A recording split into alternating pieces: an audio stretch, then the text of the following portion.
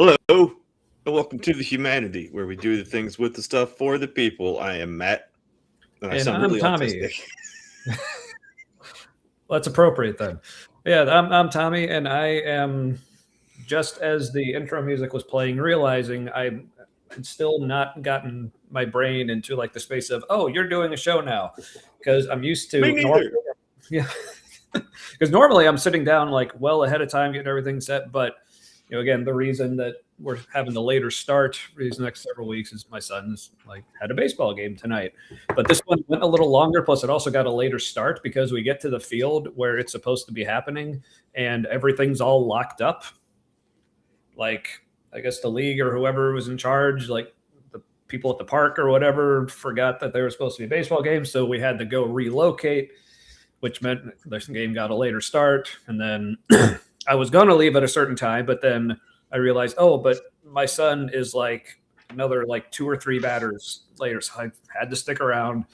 So fortunately, I stuck around just long enough to see him get a very exciting walk.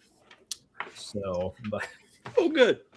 Yeah, and they won the game very handily. But it was really cool. He was playing first base tonight, which is the first he's played some first base, but this is the first time he started at first base and like played through the whole game. And I get him and the pitcher had a really good play where like the runner's on first base and he's getting his lead off, but like the pitcher's like kind of looking over, and they went to pick him off, and it was successful. Like the pitcher threw it right to Asher, had a great catch, great tag, right before the runner made it back to the bag. So it was awesome. Nice. So, I was proud. Okay, now it kind of feels like I'm doing a show. Hi, how's everybody doing? How do you do? Yeah. And how are you, Matt? A little busy. Yeah. I had the day off today, sort of. I had to do other stuff too. Like I had to do some quotes, and one of my kids is going to camp for the first time Sunday, and there are some things on the list that weren't in our possession yet. And well, awesome. Lots of shopping for me and lots of micro decisions for me, and it wore me out. Yeah, that'll do it. Yeah, well, fortunately, the material for tonight is a little lighter. Oh, good. I guess, depending how you look at it. But it's yeah, Crossroads night, right? What's that? It's a Crossroads night. Yes, it is. It is last week of the month. Yes, but tonight, instead of doing a full sermon, I found out that Crossroads does a daily podcast. It's called Crossroads Daily. Is it clips or is it? I haven't seen this yet. Is it just shorts or is it more like a daily study thing? All right, so it's I've only watched like 3 or 4 of them, but I'm assuming this is the case in all of them. But it's basically a panel of 4 people discussing what I'm assuming is like their Crossroads has like a daily email they send out to people with like a scripture passage they're going through. So they discuss whatever scripture was in that day's email. So, but they don't actually like a boomer podcast. No, but it's all like young people and Chuck. But oh, okay. Yeah. But unfortunately, they don't actually read the passage during the video, so we'll have to go back and actually read it for ourselves so we know what the hell they're talking about and fully understand how much they're taking it out of context and re-meaningify it or whatever. But before we get to that, what are we drinking tonight? Well, I was just going to open it. Ooh, good recently, I found my Sam Adams bottle opener on my desk. Forgot I had it. Didn't know where it was. But tonight I'm having Dragon's Milk Reserve. It's coffee and chocolate stout aged in bourbon barrels. So I decided to have it first. It's an 11%er. And Dragon's Milk stuff is just good in general. Yes, indeed. I do not have their stuff enough. That is for sure. All right, so I'm basically doing the same drinks I did last week, but I'm reversing order because so starting with the Deadhead IPA, because if people remember last week, I was pretty disappointed with it at first because that was the first time I'd ever had it. but I had more sense and it was better. So I think part of the problem of like maybe why it wasn't so good is because I had it immediately following An Arrogant Bastard. So Oh, wow. that will Yeah, that makes like water. yeah. So like I said, I've had more sense and like it's still not amazing, like knocking my socks off or anything, but it's good. So I'm figuring I'll start with that one tonight and then move to the Arrogant Bastard later. All right. So but let's see who we got in the chat. Yeah, we got Dave early for the late show. Well done. And Miranda, present currently. The nurses are about to have shift change. So I'll have to pause the stream a few times as they come in and out. Yeah, I guess. Yeah, Medical it care gets is more busy when they do important. that. Mm-hmm. Yeah, that was one of the things. Like, so when I had cancer, and I actually wasn't in the hospital that often. I think I had a total of 3 stays. 2 of them were like for 4 days. That's why when I was getting my chemo. But I actually, for the most part, enjoyed being in the hospital, which I know is weird, but mostly is because one, like, hey, I have stage 4 cancer, and if I go to the hospital, they take care of me, so hopefully I won't die. And it worked, so that part was cool. But also, like, I think something I mentioned before, the whole time I had cancer, even like when the cancer itself was at its worst, I always felt completely fine. So it's not like I was in the hospital and feeling like shit, like pretty much everyone else on the cancer floor was, unfortunately. So my nurses loved me because I was so low maintenance. Like I never really needed anything other than, the chemo and when they had to just come and do my vitals. So that was really the only thing that really bothered me other than like the food. And well, I guess eventually after the chemo started kicking in, I wasn't feeling super great either, but it was just like literally every hour someone had to come in and like take my vitals and check my hoses and Yeah, all that at stuff. all hours too. And then all night. nurses always saying, get some rest. And you're like, I'd fucking love to. I was trying, but yeah, but also like I enjoyed it just because all my nurses were awesome and the doctors and oncologists and PCAs and everybody was super cool. So, but speaking of Miranda, her fundraiser is still alive, folks. So click it there in the chat. I pinned it. I think I pinned the comment I need on to get YouTube. But yeah. But hey, let's say we take a little look and see how the fundraisers are going. So out of our goal of 5,000, which wasn't it originally 4,000? For some reason, I'm remembering it was originally 4,000. Maybe it went up. Well, but maybe that's because we're already over 4,000. So look at that. Why not push it more? Yeah. Like I'm sure that's not all of the expenses. So oh yeah, for sure. But hey, so let's see how much closer. What is it overnight? It's hundreds overnight, isn't it? Just for being there. Yeah, I don't even remember. But yeah, it's pretty nuts. America. So, but hey, let's see how far we can get it going tonight. So I'll keep that up in the background as usual, and we'll keep checking in. But yeah, awesome.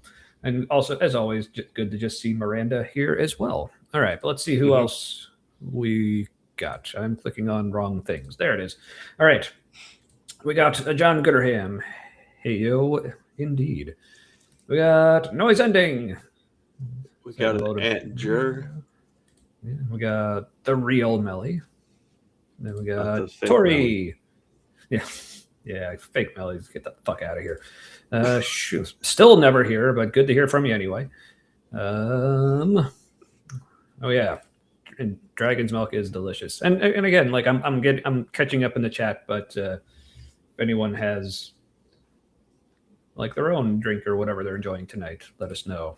And here's Andrew, who does milk the dragons. That's yeah. Well, it looks like this, which is damn near black. I like a good black beer. Ooh, unsweetened iced tea.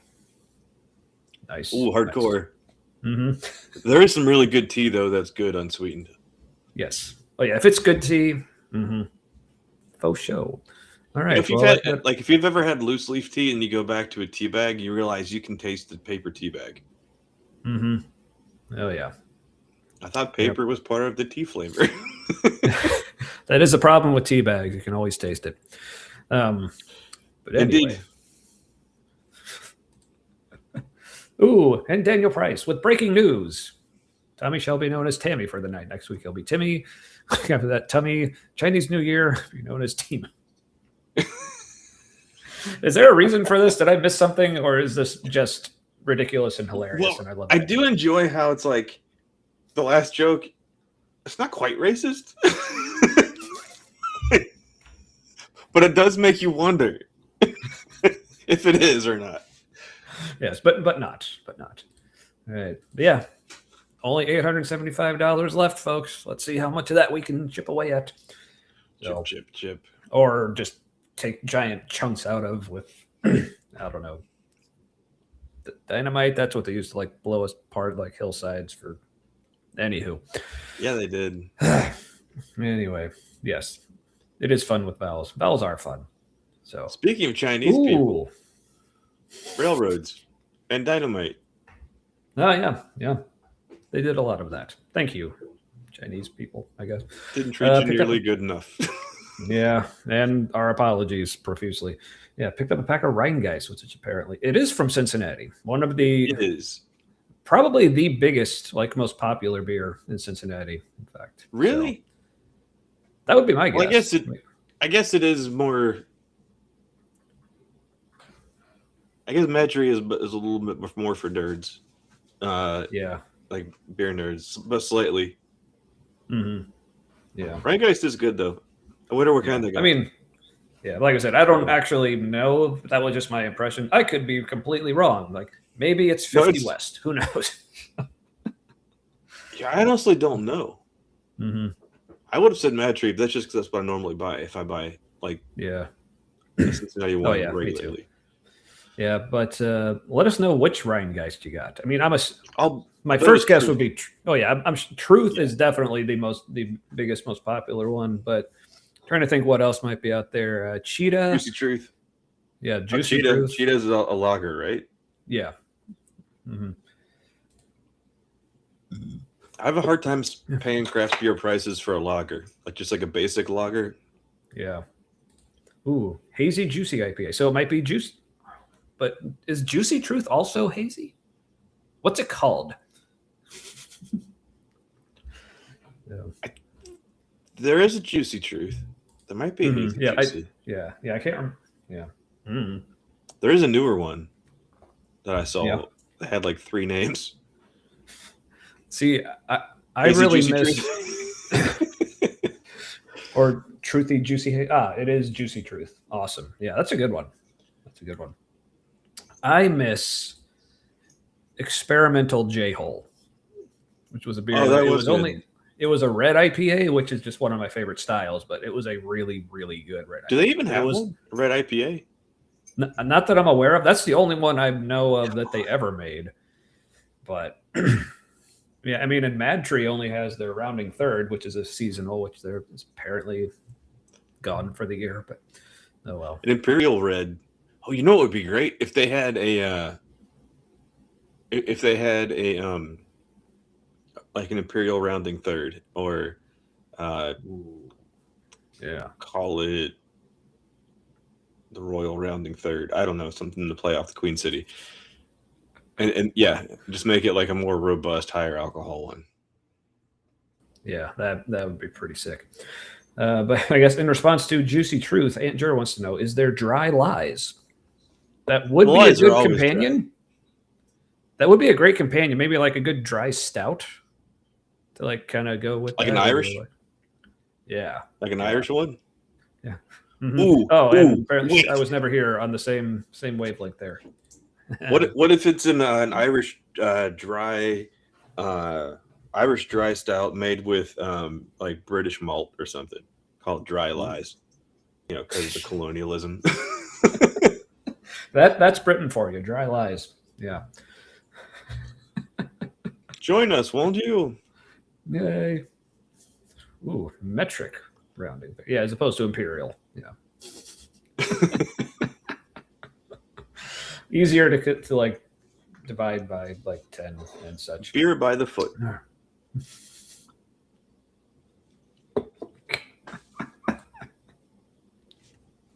I'll just leave that sit there.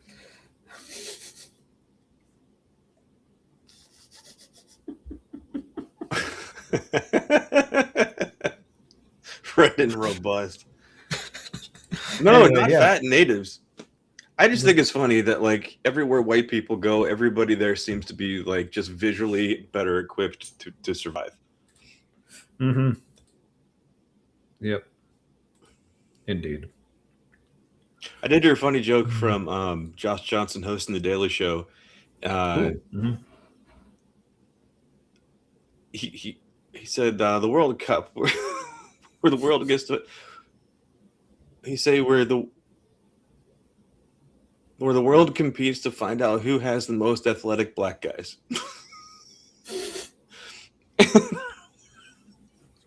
Because most of the great players are not white. Correct. Mm-hmm. What just by the amount of space that skin color covers on the globe, it would make sense. But it's also a funny joke from a black comedian. Right. Yeah. No. Yeah. This is true. Oh, hey, Emily. Just in time. Good to see you. Oh man.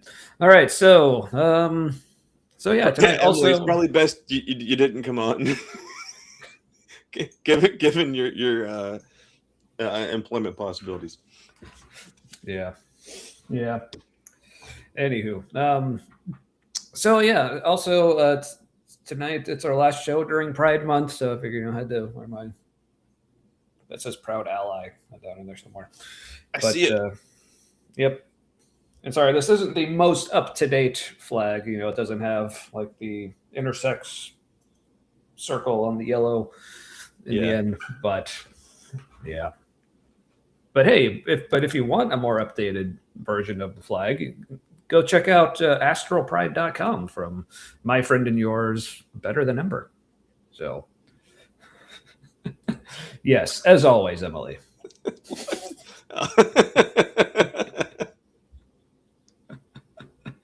Always. All right. Except me, I just can't pull it off. But let's see. So yeah. So make a joke, but I left it alone. Yeah. All right. It wasn't good. Okay. Well, good call. I didn't even amuse myself. Yeah, so you looked rather disappointed. It's like, yeah, I was like, well, that's nothing.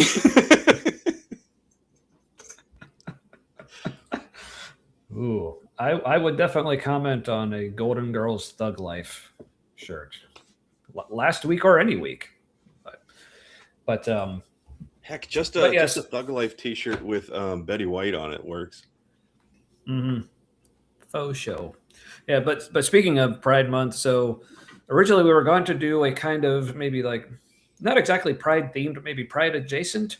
For our Crossroads night, because I think we maybe talked about this message before, but several years ago, they brought in a guest speaker, and we aren't going to watch this message because it's just so fucking awful. But I don't they think brought it in anymore either. Yeah, probably. Yeah, they probably pulled it, but probably not because they thought it was that bad, but because it got so much backlash. They're like, "Oh, people don't like it." Brand. Yeah, basically, I don't even remember like what organization this guy was from. I don't even remember his name, and because you know what, it doesn't matter what your name is or the name of whatever. Doesn't. Yeah, he was not even. I think he was loosely a doctor. He wasn't a pediatrician. He had a rudimentary, whatever his connection to trans health was. It was suspect at best. But it was basically this guy ranting about trans. Yeah, that's like what he trans. Does. That's his employment. Basically, that's a guy ranting about trans bad. They're mutilating the children, and it's a poison on society, and all this. It's best for kids to not. Yeah. And so, as if it's a choice people make. Like really, the only choice is to be in or out of the closet.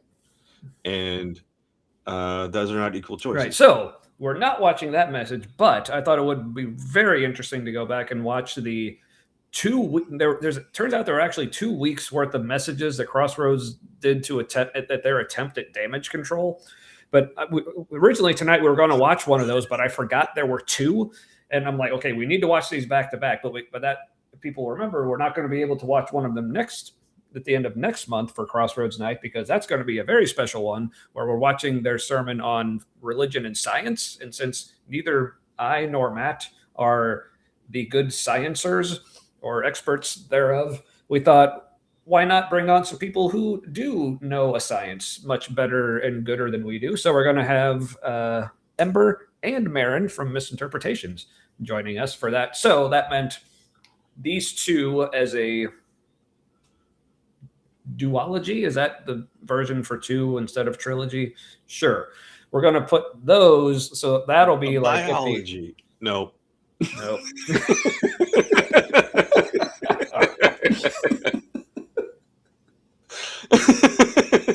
That was good. So those, I guess, will be for the end of August and September. We'll be watching those. Unless people unless people just get super curious and we just end up doing them that at the end of the month. Because we did that last month, I think, because the one we watched ended up being a 2-parter. So, I mean, we can always play with it.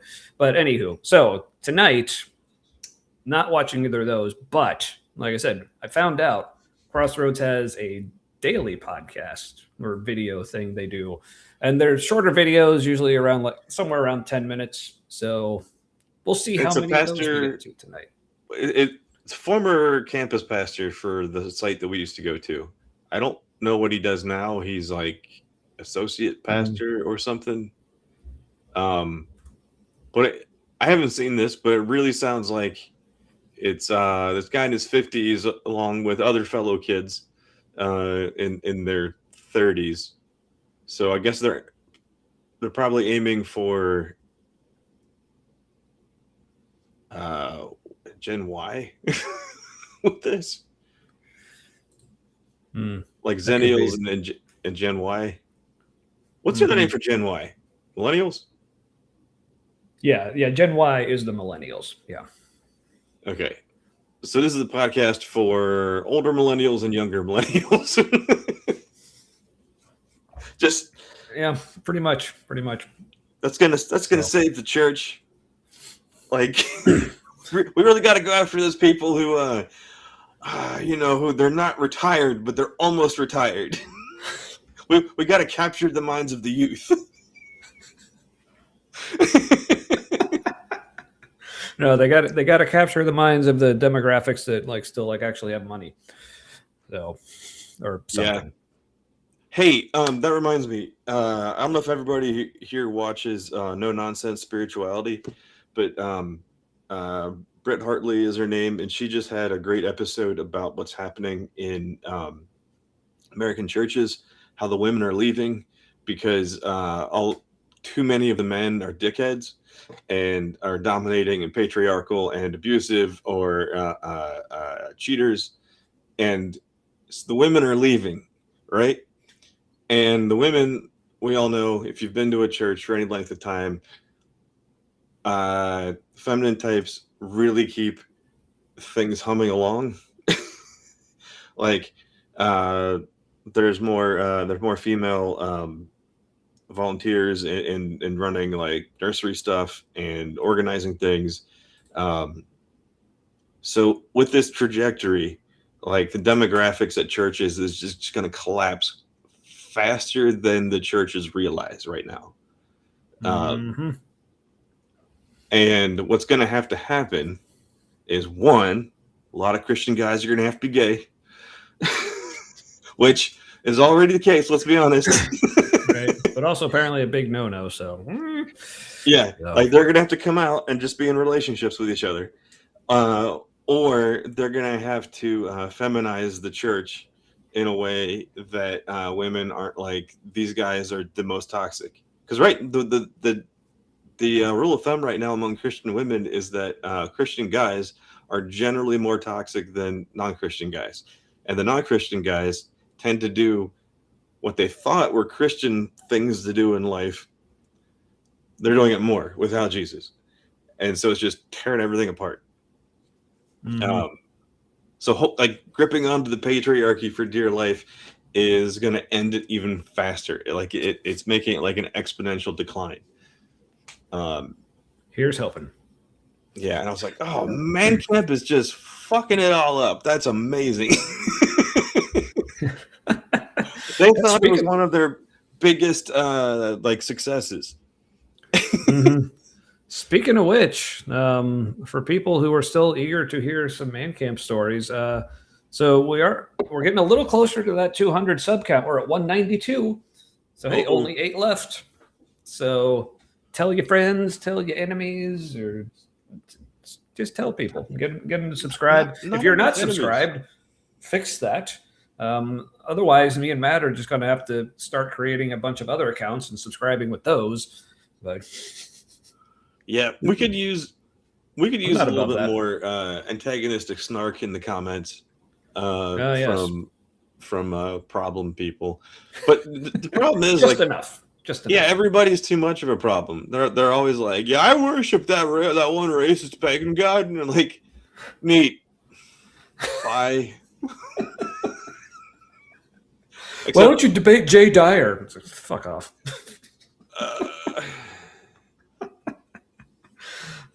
Jay Dyer Chota boy showed up.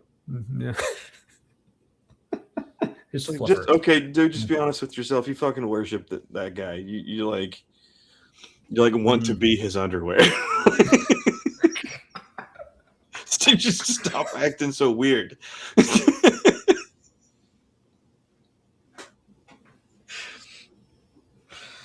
There's a description. I mean, but it's pretty clear. It's like, yeah. If they could just be his underwear, I'm sure they would stop their chirping. It seems like it might solve the problem.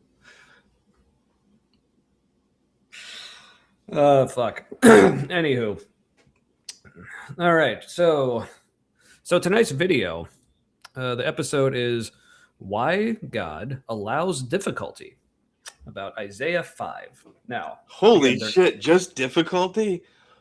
God, what a fucking affluent white guy problem.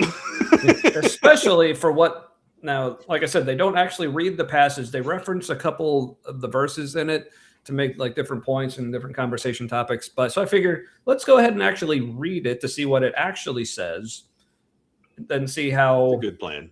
What they do with it. Now, again, weird they didn't.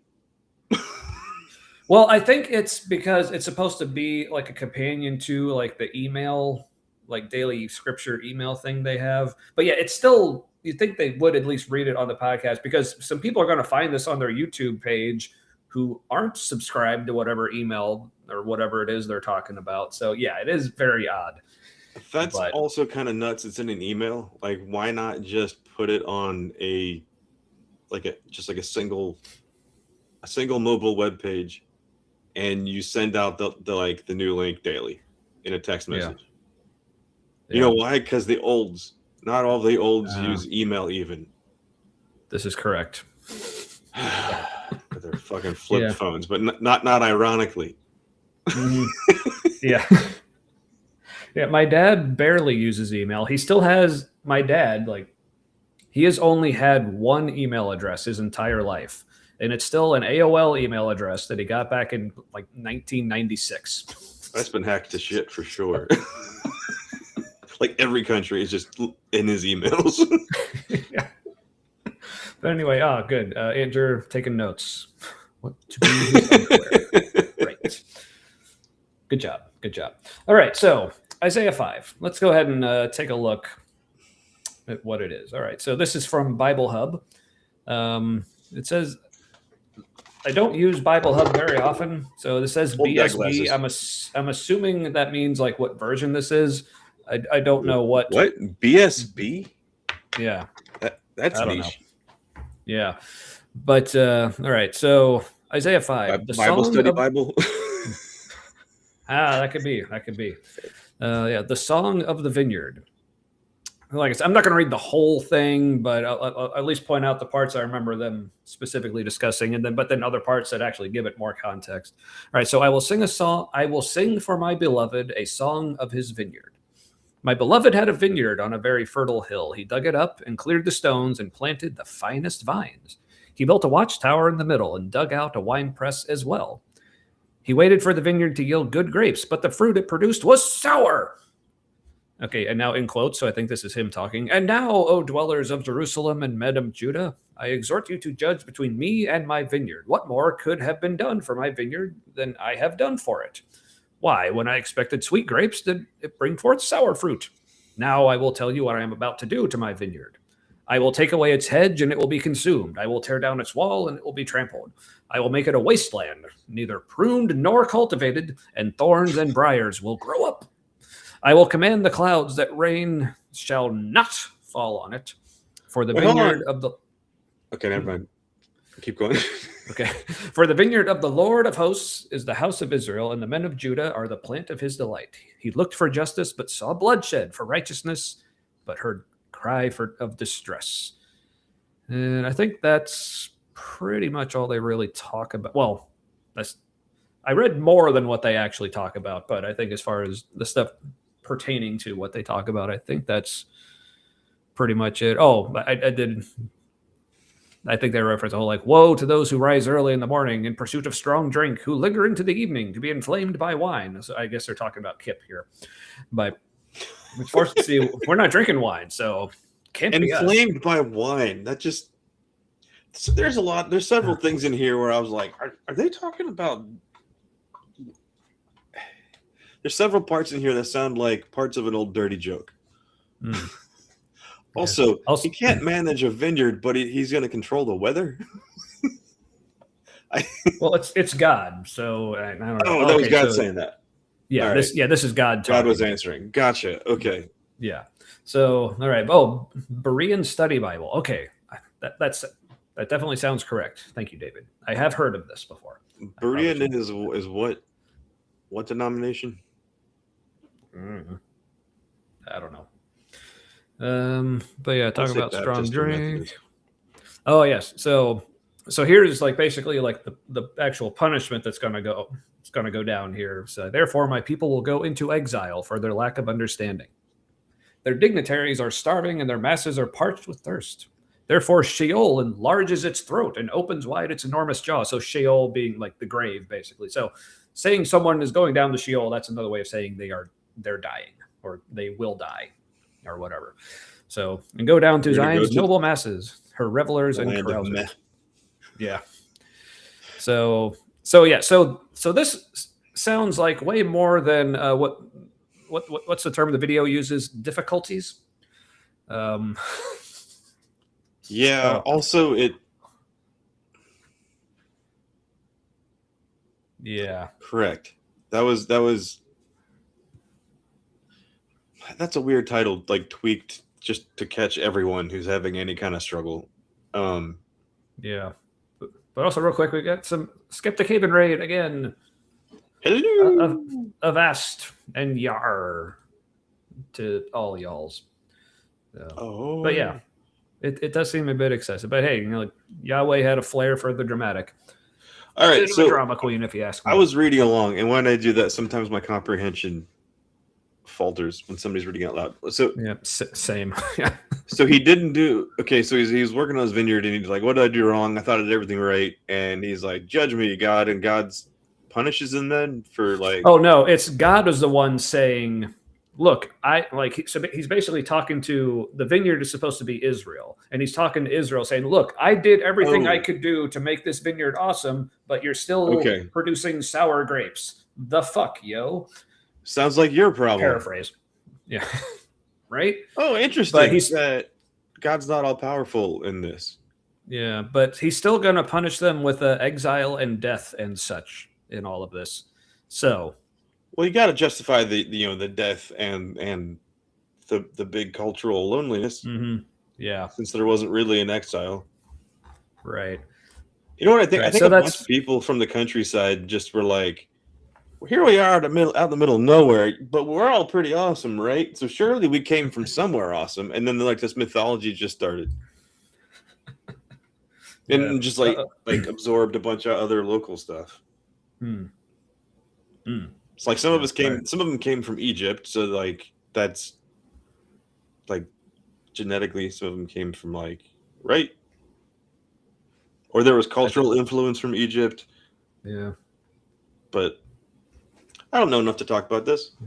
Yeah. Like I said, that's something I meant to say earlier. Also, remember, like me and Matt, neither of us are scholars of any sort, whether Bible or theology or whatever. So we're just going with like what seems to be a plain reading of the text. Like this looks like, okay, God's pissed at Israel for after all he's done for them, they're still fucking it up. So he's like, fine, I give up. I'm taking away the hedges and the walls or whatever and letting you get trampled, and which is supposed to be like a metaphor for the nation being exiled and many of them killed and such. But oh damn, they're the raiders have reached Facebook and are attacking from there as well. All is lost, abandon the fort. Yes. All right. Well, I mean, barely. Look, okay, but Kip, you were late even for a show that's starting an hour late. So this sounds like your fault. But hey, if at any point if you want to jump in, let us know. Isn't there a Blame Canada song? There is, yeah, from the South Park movie. Mm-hmm. So, yeah. Oh, we haven't even got to a video to hit a play button yet, but we got, because we have to actually read the passage because it's a video about this Bible passage, but the people in the video don't read the fucking passage. So we had to do that for you all. But hey, it's too long and boring. But speaking of Skeptic Haven, yeah, David with a fantastic question. Hey, we're only 8 away from 200, and we can do that extra special show where we actually tell you all about Man Camp, and I can make fun of Elon Musk's Elden Ring build because that's something that amuses me. So, no, in class, is that what they're calling it now? Mm. I don't know what that's supposed to mean. So anyway, Isaiah 5 talking about God's judging Israel for not being as awesome as he equipped them to be, apparently, and then he's going to judge them. Well, I guess not. Exile. Yeah, a bunch of them are going to die, go down to Sheol, and yeah. So, anywho, all right. So, but let's see. Sorry, I was commenting on what James put up. Yeah, I just saw it. Hey, people, you can subscribe to all of them. So subscribe to my channel. Yeah, it's like it's not pie. You can all. Hey. So. It's like, Kip, do I really have to explain this to you? I'm like, no. Well, I mean, it's in chronologically, it's in one of the newer parts of the Old Testament. Yeah, well, see, yes, and hello, BS, but this is technically correct, the best kind of correct, but also at Man Camp they don't make, they don't make you sign NDAs. So, Wait, that just means that like don't share anybody's personal stories, because people were sharing some like stuff they hadn't talked to anybody about. Yeah, we won't be doing that. Yeah, for sure. Maybe generally, like here's like the kinds of things people tended to be dealing with, but it's that's general information anyway. Yeah, and I will share a story that I overheard from one of they're called trip captains. They're like the leader. Like everyone's divided up in a group of like 5 to 10 or whatever, and each group has their leader called the trip captain. I remember from the last one we went to, overhearing a trip captain conversation he was having about one of his campers that I thought was very interesting in a really fucked up way that I want to go over, talking about like pornography and masturbation. That piques anyone's interest. Yeah, Matt knows what I'm talking about. But yes, I'm Tammy tonight. Like, I think I've heard it, but like I know it. I feel like I know I've heard it, but I'm not remembering it on purpose. Like subconsciously. Right. Yeah, that's all right. I'll remind, once we get to 200, I can remind y'all, or remind Matt and inform the rest of you. All right. So here is the daily talking about Isaiah 5, which is basically God saying, all right, Israel, you fucked up. Now you're going to get judged. Lots of you are going to die. To this video called Why God Allows Difficulty. Wait, hold on. What? The lighting is weird here. Well, it's also blurry because like the video like hasn't come into focus yet. No, I understand that. Okay. Because it's blurry, I'm able to pay more attention to like where the lights, where the highlights and the shadows are. Mm-hmm. Yeah. There's like one single light source. Yeah. And it's like high and central, and it's weirded me out. Yeah, because they're trying to probably make it look like, oh, we're just in a regular old living room somewhere, just hanging out. Yeah, you know how your living rooms have like that single central overhead light source? Well, I have had living rooms like that, like the light up ceiling boob, that but like the old classy houses have. Yeah, but those are normally like chandeliers, a bunch of wall lights. Maybe it's just the houses I've been in. Like in the high end homes, people haven't been putting ceiling lights in the living spaces, like living areas. It does kind of look that way, right? Ooh. Also, the furniture is set up in like a weirdly kind of like for the people in the easy chairs, they're about to fight. That's a confrontational angle. Yep. Oh, and apparently Aunt Jer's ice cream is only one stop away. Awesome. I'm excited. I miss ice cream so much. Grater's ice cream in Cincinnati is amazing. Yeah, I will say Grater's is. Yeah, Grater's is very good, but I think for the money, not quite worth it. For the money, I'd rather go UDF. But that's just me. No, UDF ice cream is also amazing. Yeah, the mint cookies and cream. Oh, yeah. The ingredients in Grater's ice cream is like if you're an ingredient nerd, like you're like a culinary kind of nerd, they like all of their ingredients are high quality also. So that like you're paying that premium for that. Yeah.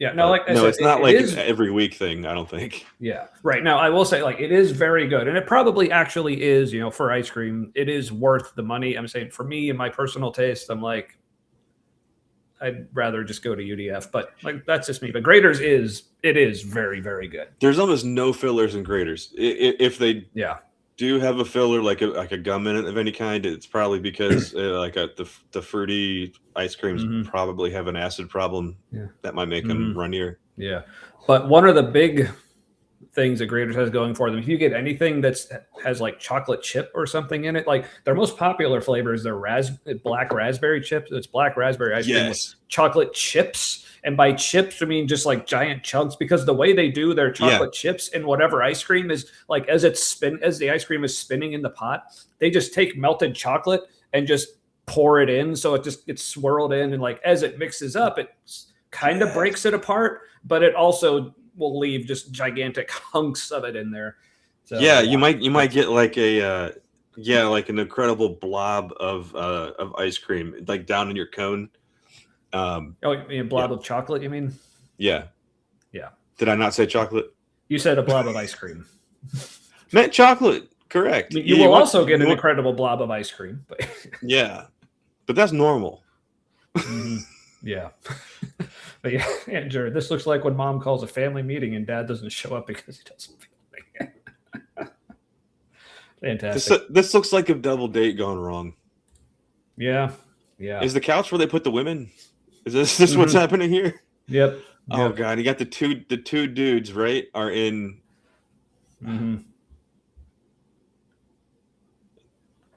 I don't know. Do we have handles or handles? It doesn't ring a bell. Familiar, but yeah. But I also was in Boston for 6 months a long time ago, so I might have seen it there. Interesting. All right. Are we ready to? Moose Tracks is fantastic. Sorry, I saw Moose Tracks and I remembered that there's Moose Tracks and it exists and it's amazing. This is true. Yeah, I haven't had that in a while. Moving on. All right. So let's hear this panel of fine people talking about how Isaiah 5, the passage about Yahweh judging Israel with exile and death, and they turn it into a devotional about why God allows difficulty. Let's see what they have to say.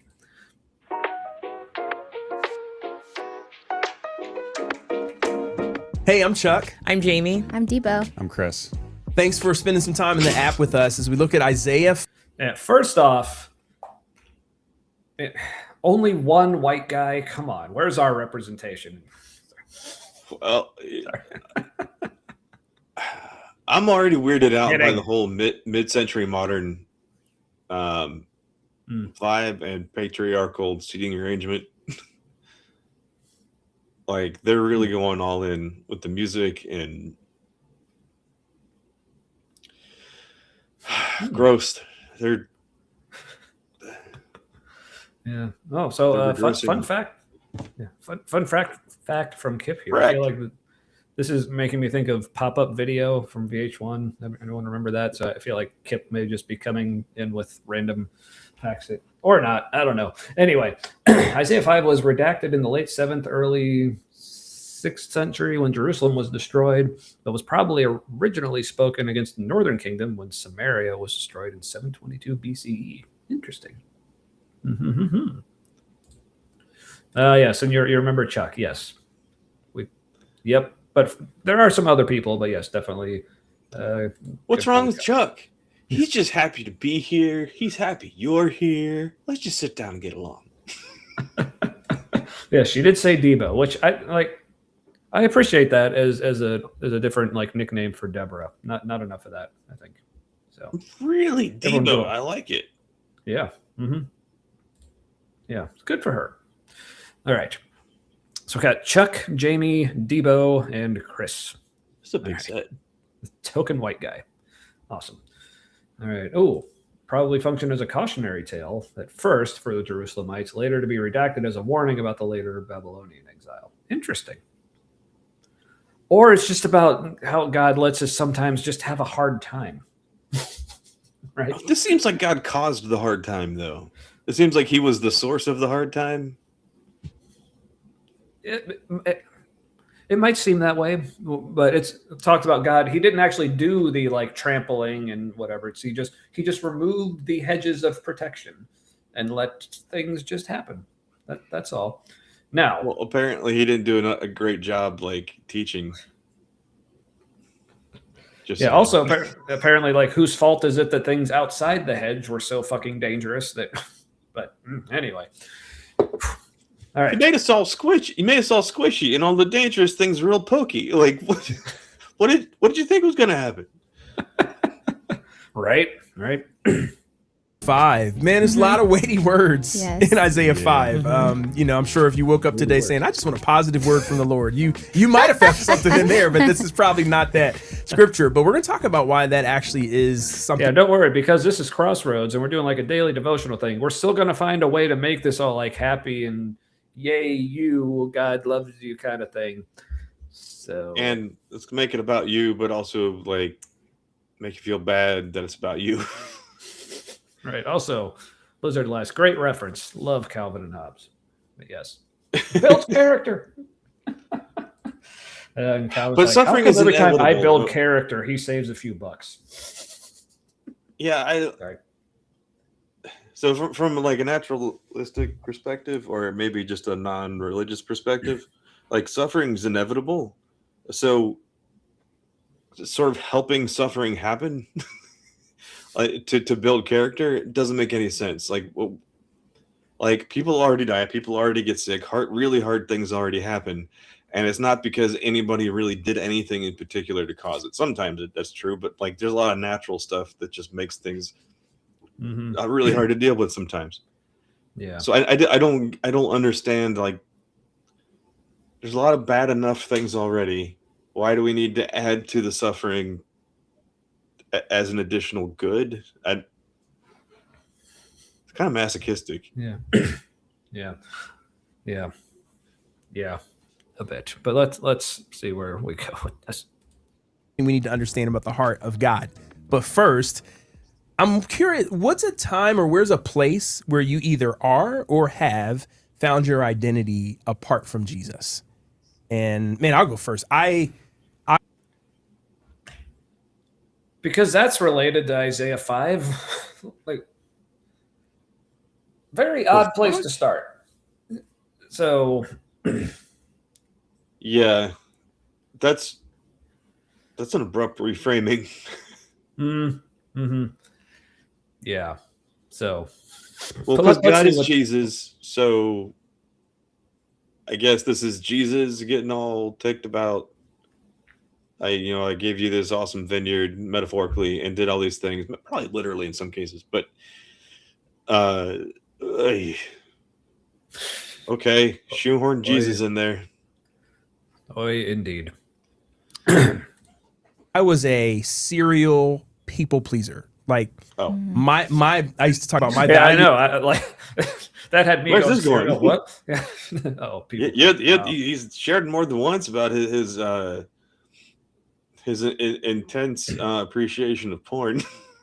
Right. Yeah. Which this is one of the things. I mean, so something I want to be careful about with this is like these all seem like nice people, and they're doing their fun little daily church devotional. I guess it's kind of supposed to be a feel good, whatever. Like that's true. So cool, good for them. But again, just the fact that like they're using like, why are you using Isaiah 5 to do this? There's like so many other actually relevant to what you're trying to talk about passages that you could use, but also like this whole like setting it up like, oh, let's right off the bat just get like real deep and vulnerable and like personal about our struggles, and he hits us with, oh, it's a people pleaser. Like damn near all of us are people pleasers. Like, okay, I mean, good for you for recognizing that, I guess. And I feel like I'm like getting a little too like nitpicky, but to me that's like, oh, big reveal. Maybe a little. Like, but I also made. Thank you.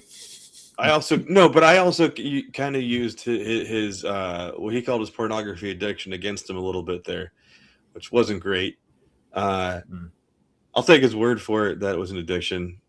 I do think Crossroads over pathologizes people's use of porn.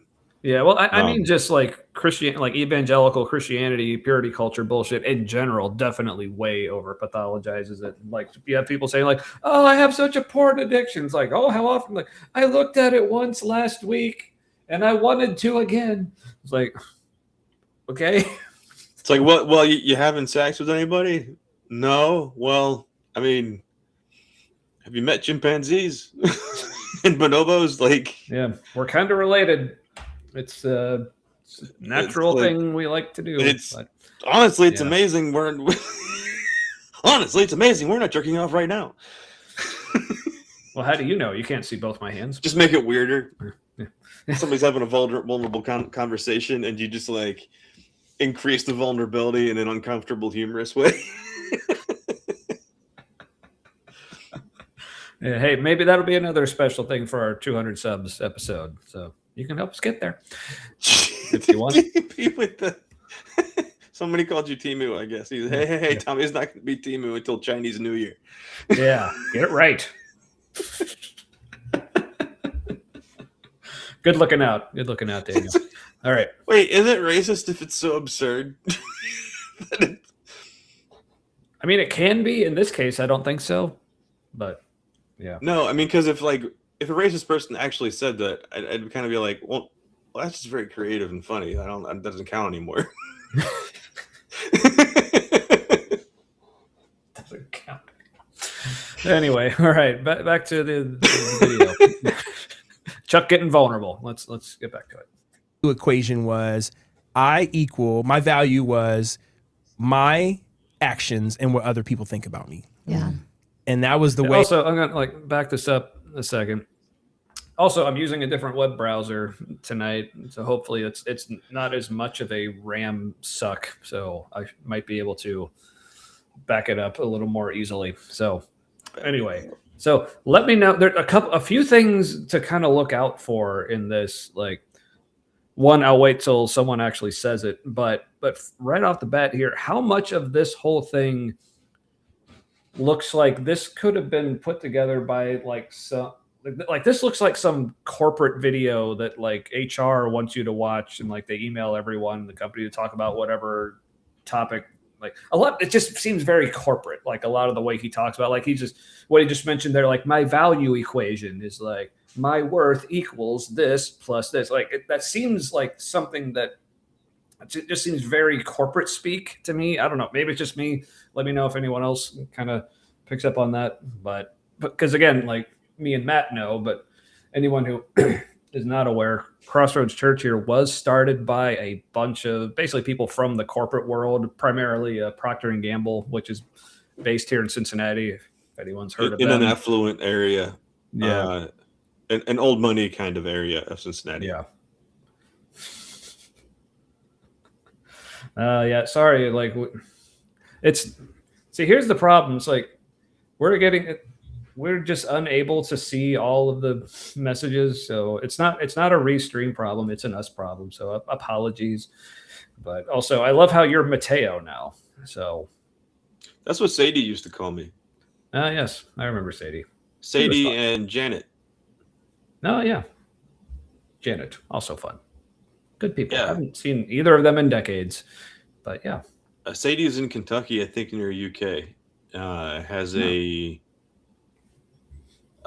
boyfriend / husband. Seems to be going well. She's doing tarot readings, so not a Christian anymore either. Oh, good for her. Yeah, makes sense. Mm-hmm. Good people, weird people, good people though. Yeah, good people tend to be weird, which is good. Rarely a dull moment with her. Oh yeah, never. All right, Sadie, if you happen to be watching, hello. That'd be funny. Anywho. All right, so yeah, so let me know like how much of this looks like a video that like your employer put together, like from some like kind of meeting, or yeah, that's just the vibe it gave me a lot of the time. Pretty much all of these, but it makes sense again coming from Crossroads. It's the whole vibe there is very corporate. Oh, and this is mostly scripted for sure. Like maybe not like there is an actual script, but there is definitely an itinerary to this discussion. Yeah, definitely some I say this pre-planning. and then Yeah. And I think especially the way it ends, that definitely struck me as that. But yeah, we'll get to that in less than 10 minutes. We'll see. I used to talk about my value equation was my value was my actions and what other people think about me. Yeah. And that was the way that I would negotiate with you in relationships. Yeah. That was the way that I would determine whether I'm doing well in life or not, was what do I feel about my actions? And most importantly, what do other people think about me? And Which doesn't actually sound terrible. No, if it's unbalanced and like, because we all care what other people think about us, I guess. But if it's, you need to care about what you think of yourself, and it also matters what other people think of you. It's the people that are good for you. That's what. Mm-hmm. Yeah. Those are people whose opinions you should value. Yeah, because honestly, like the majority of our like social interactions and relationships are, what am I doing and what do these other people in this relationship think of me? Like that's pretty normal for those to be concerns, but again, there is a healthy and unhealthy balance for those things. But in here, since it's all about, well, what does Jesus think of me? So that means any consideration or putting any level of importance on those other things is just right out. But well, you know what else though?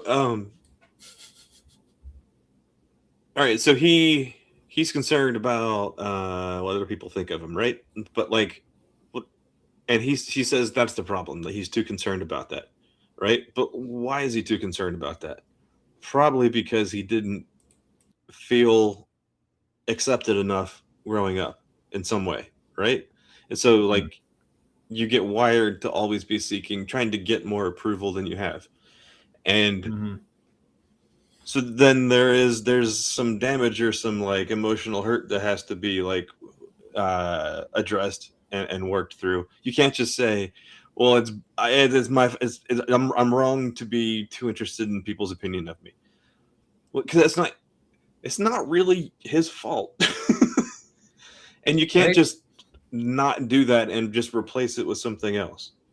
Like you're gonna have to return to God in prayer over and over again to band-aid the thing that hasn't been dealt with. So kind of feel bad for him. Yeah, exactly. But just going back to the chat here, like I was never Few here. words in the Great chat. idea. Yeah, I'll get to him in a second. Don't you worry. All right. Yeah, Jordan Peele should watch the Crossroads podcast to get inspiration for his Christian-themed Get Out sequel. That would be fucking amazing. That would be fantastic. It also reminds me of something I thought of today. I was listening to Zeal and Ardor. It was their self-titled song. And it's like, holy shit, I want to see an action movie about a slave revolt, and the soundtrack is written by Zeal and Ardor. Yes. That would kick so much ass and would make so much money worldwide if you showed it on the side of somebody's like cinder block house in Africa. Like, yes, you know what I mean? It would be amazing. That would kick all the ass. But speaking of kick-ass, remake of Roots with Zeal and Ardor doing right, that too. But speaking of kick-ass, Kelly, how's it going? How do you do? Hugs all around. Yeah, working and lurking. We appreciate you. All right, and we got a guard. Like setting the goats on fire is our custom. Thank you for keeping that alive. And hey, I sacrifice the goat to the chuck.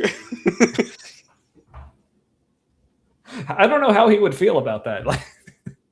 Like if I don't know. Are you Jewish? He'd probably be fine with that.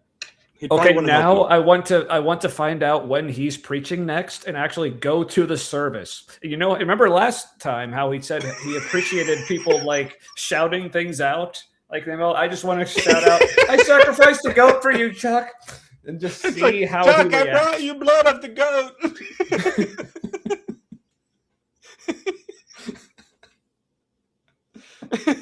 I just want to see what would happen. But anyway, so Kelly thinks we're awesome. And Kelly, hey, same. We too think you are awesome as well. And if anyone is not familiar with Kelly and how awesome she is, especially in combination with how awesome we are, well, you can check us out on July 8th because Kelly's actually going to join us right here on the show. So we can all be awesome together and you can all bear witness and it will be good times. So the slave revolt would have to be the Haitian slave revolt because that was the only successful one, which is why they're still being punished, by the way. Mm-hmm. Yep. But hey, Guard with Bell's Two-Hearted. Oh, classic. Love that one. Very, very good. Yeah. Yeah, there was a bar we used to go to where like that was their regular, always on tap beer. Like everything else rotated. Yeah. They always had Two-Hearted, which was fantastic. I think it tasted better there than anywhere else. Oh yeah, yeah. They took go back there. Yeah, they took weirdly good care of the things that mattered at a place like that. Like the what's that weird like disc shuffleboard table? Yeah, that one that was in good shape. Yeah, the beer tap lines were in great shape. The pool tables were good. Outdoor area was like weirdly awesome. Yeah. They even left an axe out there one night. Yeah, just an unattended axe with a pile of firewood. Yeah. People who had been drinking. And like at least one fire pit going. No staff out there watching anything. Yeah. Like you could have totally fallen in a fire and burned up, and staff would find out about it when the ambulance came. Like, yeah. Which also, because partially this is just because Cincinnati, this is just how it is. You go up to their second floor and you go outside, and it's not just a deck; it's like grass, like the ground is like on the second floor. Yeah, second floor was also ground level. Yeah. And first floor was also ground level, but only on one side. On the other side, it was just all kinds of basement. Yeah, but then there was also a basement where the pool tables were, which is what that the vibe down there was fucking incredible. It just it smelled like good times that happened there for 20 years or more. Yeah. So yeah, people come visit us in Cincinnati. We'll take you to this place. It's awesome. Hope it's still awesome. We haven't been there in a while. We should probably check it out again. This is true. Yeah. All right. Yeah. Trying to learn more about IPAs. Ooh, mostly drink darker beers, but I like expanding my palate. Ooh, I'm quite the opposite. People may notice I'm like all about the IPAs, but every once in a while I go back to the darker stuff. But yeah, if you haven't had a black IPA, those are really, really good too. I was about to say, yeah, black IPAs are fucking amazing. It's like a porter IPA smash up. Yeah, like one of my favorites that I've had recently was from Brew Kettle called Black Raja. It's a take on that is like really good. their White Raja is kind of like their flagship IPA, but they made a black version, which is fantastic. I'd say as far as the black IPAs go, one of the more like smoother, more like easy drinking. Like it's still good and substantial, but compared to most black IPAs, it's a little more approachable, but still really, really fucking good. So, does Matry still make Identity Crisis? I don't know. They're a hoppy porter. That was really good. Yeah, get out of fucking town. That's a black IPA. It always made me mad they called it a hoppy porter. It was for sure a black IPA. I guess they didn't want to. It's a very wokey, liberal kind of bar. I can imagine. Yeah. I don't know. All right. Back to Chuck's still talking. Was totally, both struggling with being authentically who I was meant to be, but also if that's your value equation, you wind up accumulating a lot of pain and resentment, and you turn a lot of that toward God. And a lot of my deepest, darkest addictions and predilections were based on the anger that never got dealt with because my But then worst of all, Matt, it's not just the damage it does to you. You end up being angry at God about it, and that's the worst part. It's just, it's not that's not Chuck. That's not where the pain came from. The pain was already there. That's why you needed people's approval so much. Like, yeah, you're like, oh, I didn't do the thing enough. The pain is completely mine. I own it completely. It's my fault. Not only did I let me down, I let the imaginary man down too. The one who only talks to me when he sounds like me. This is true. addictions and predilections were based on the anger that never got dealt with because my value equation wasn't working. So that for me is for sure a place. Yeah. One thing that comes All right, so he just said the word place. So fun drinking game for tonight. Is that a sweater or a shirt? Whatever that pattern is, that's really interesting. It actually looks more like a shawl thing over a blouse of some sort. Okay, cool. But yeah, looks good. Good color. But all right, so potential drinking game for tonight. I know we're all drinking anyway, but anytime. So Chuck just said place.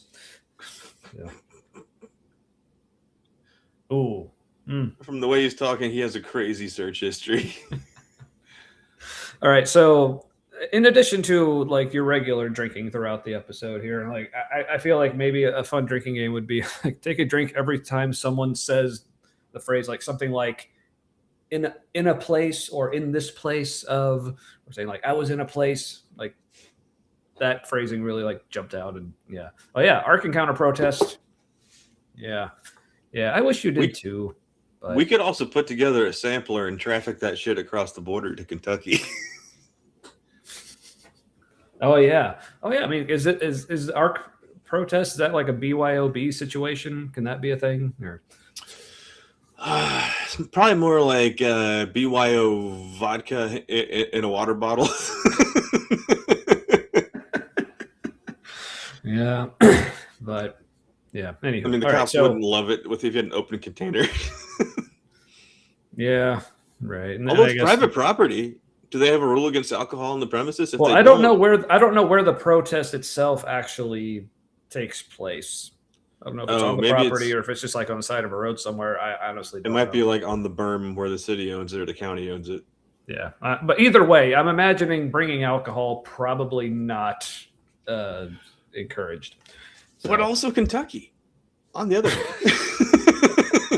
This is true. So yeah, Kentucky at your own risk. Yeah, just in general. Yeah. Right? Which that's what I did. That's where my son's baseball game was tonight. It was actually bringing back, I was getting a little PTSD from my Amazon delivery days because it was in the area where I did a lot of my delivering and where most of it sucked. Like, anyway. Yeah, whoever this Tammy person is, yeah, her and Matt are in big trouble. Whew.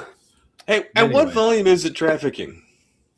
Because you can get alcohol at that Party Source place and then drive across the bridge to Cincinnati, no problem. But bootleggers versus bootlickers. Now there's a thing. I approve. All right, so listen for this. The phrase people use, like either I was in a place or I was in this place of. Like, to me, that's just one of those. It's like, who actually talks like this in any other context? But like, once we're in like the whole like Christian-y bubble thing, especially like the corporate-y Christian-y bubble, we have our buzzwords and catchphrases we got to use that just sound like we're, Anyway. Also, it reclassifies. It gives a blanket vibe to that whole time when you recollect it. It taints the memory of that time. Yes. Yeah, I'm with DP here, but also Miranda with a great point. In Kentucky, it's MYOB. Make your own booze. Fuck yeah. Ooh, you know what I haven't had? Is Mountain Dew with moonshine in it. Ooh. That sounds like get the kids a babysitter. Don't even bother with an Uber. You ain't leaving. Yes, prepare to be where you are for a good while. It's like you will have never passed out so wound up before. Oh man! All right, next time I go to the store, all right, next time I go to Party Source, because they probably have moonshine and Mountain Dew. So, well, Mountain Dew is named after a slang for moonshine. Anyway, they do call it that old Mountain Dew. And those who refuse it are few. Some song. Anyway. Is that a real thing, or did you just make that up? No, that's a real song I remember hearing on a commercial for some like bluegrass compilation album thing. Yeah. Mountain Dew and rum is really good. Yeah. And the guy singing that song looks pretty much exactly what you would imagine a guy looks like singing a song about that old Mountain Dew, like not the soda, but yeah, it was amazing. Anywho, does banjo have more strings than he had teeth? I mean, I don't remember the exact count, but it wasn't far off. So, but anywho, the equation wasn't working. So that for me is for sure a place. One thing that comes to mind is sometimes it feels like I get degrees off of my identity in Jesus. Like, okay, God made me this way. And then I'm like, but you know what I can shine at on my own is how I plan and organize things for people. Oh, and then what does that mean? Like degrees off of my identity? It's like, how are we actually measuring this? What does any of this actually mean? Like, I kind of know what she's getting at. There is something that you've labeled as your sweet spot or your ideal, where you should be, right? And then you can kind of get a sense of like, are you close to that during that period or not? And the further away you are, the more unhappy you are, or more disconnected, or disinterested, or more depressed. And like when your dopamine is connected to a particular state, and you can sense the decrease in the happy brain chemicals. But it struck me how many times I had said what she said in almost the exact same words, and with the exact same like intonation and inflection and rhythm. I was like, holy shit. Like every now and then something happens in one of these things and you realize how culty aspects of it are. Right. But it's not a cult technically, but it has the impact on some people as such. Yeah, that actually is a good tagline for the show, because that's usually like, this is me after this is actually me after the show ends, because like I'm all wound up, but it's like it's 2 a.m, I'm passing out, but Yeah, I wish I could remember my dreams. than on Thursday or Wednesday nights. Yeah, because I keep having dreams I don't want to remember. But wait, oh man, Ari has been teaching herself how to lucid dream. Nice. And it's getting to be sort of like it's a video game. It's like early stages of that, and I'm jealous. Wow, maybe she could teach me too. But yeah, maybe this will be something else to bring up at another time, because this was speaking of like terrible dreams that I wish I couldn't remember, but kind of like fucked me up. That was actually one of my biggest moments, like going through the whole like deconversion process, is waking up from what still probably to this day is like maybe the worst dream I've ever had, but in a point where I was like, okay, normally, and like I woke up like just completely shook, like in tears, like I would like just a complete wreck. But I was like, okay, normally in this situation, this is when I would start praying, but I don't believe in God anymore. So what do I do? So it was actually a really cool experience, like figuring out, okay, how do I deal with this shit now? And it was so awesome. But yeah, that story for another time. But no, that's good. Yeah. Like finding the new. Yeah. And it's, I guess for me, because I had that in the past at some point, is a little bit of remembering. But like for you, it was, you're going further back. Like you're trying to remember automatic things from like when you were much younger. Because before people are indoctrinated when they're kids, they're doing regular people stuff. Until you're given a framework to shove all that in. Yeah. All right, so real quick. So speaking of Ryan Geist, so I'm moving on to my non-alcoholic. This is Ryan Geist's Ghost Hazy. How is it? I haven't non-alcoholic. It's the best the liquor store had when I was there, because they were out of like Athletic Brewing, which is the kind I've had before. Like they didn't even have my new favorite, which is Go Brewing. I've only found that at Kroger, but this, I mean, it's not bad. But as far as non-alcoholic beers, like there's definitely a bunch I prefer, but it's not bad. So if you've only found it at Kroger, what I noticed when I used to shop there was that something that looks like a craft beer at Kroger that is only at Kroger is probably like a Michelob subsidiary or something. It won't say it on the package. It'll have like the name of a separate company, but that company is like under the umbrella of that. Shove all that in. Did I say that? Matt, you're being so quotable tonight, but also we got a Brie. Hello. Did I say that? What was that in reference to? It doesn't matter anymore. By the way, I did notice that the white guy has the tightest pants. Those are straight up jeggings, or khaki leggings. Also, is he wearing sandals with white socks? Okay, I thought that too. It does look like that, but no, those are like regular sneakers. They just you're right. If I turn my head sideways, it looks like it.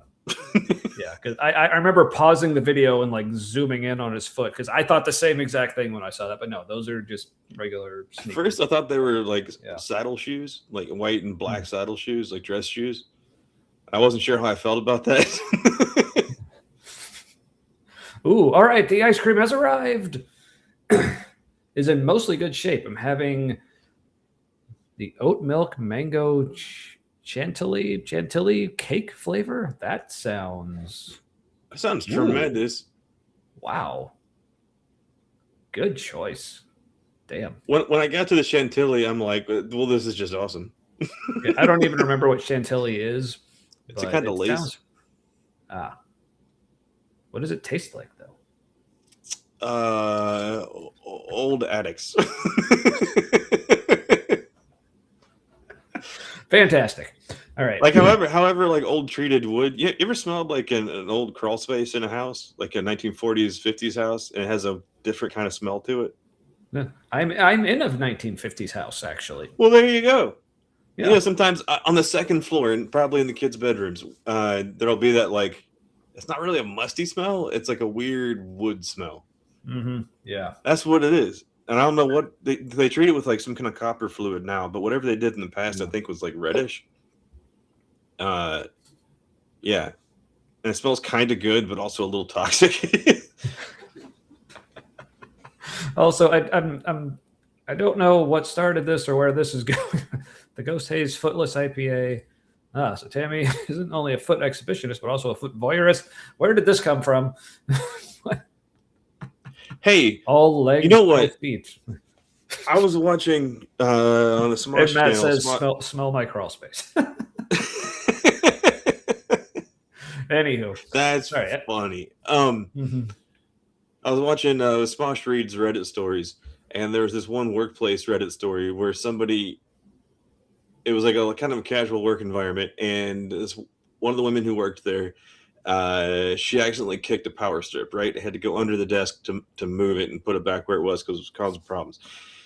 But she took her heels off to go under the desk, right? I'm not sure why. I guess you don't want to like put toe creases in it or some shit. I don't know. I don't have heels. And this other woman at work like gets her ankles in like headlock style and then just starts tickling her feet, which is kind of assault in a workplace.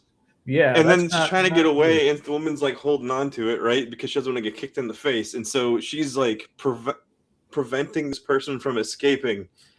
And it was not handled well by the company at all. But like it's so many layers of fucked up. Like it's weird to do that. Yeah. It's weird to think the person that you have trapped is overreacting at any point in this situation. And then the company like was just kind of like, let's don't do that again, and no consequences. And but if you're somebody who's into like foot stuff, like that's one of your kinks, that's like somebody tickling your inner thigh, sort of. Like it so I mean that's if not farther up. Yeah. It's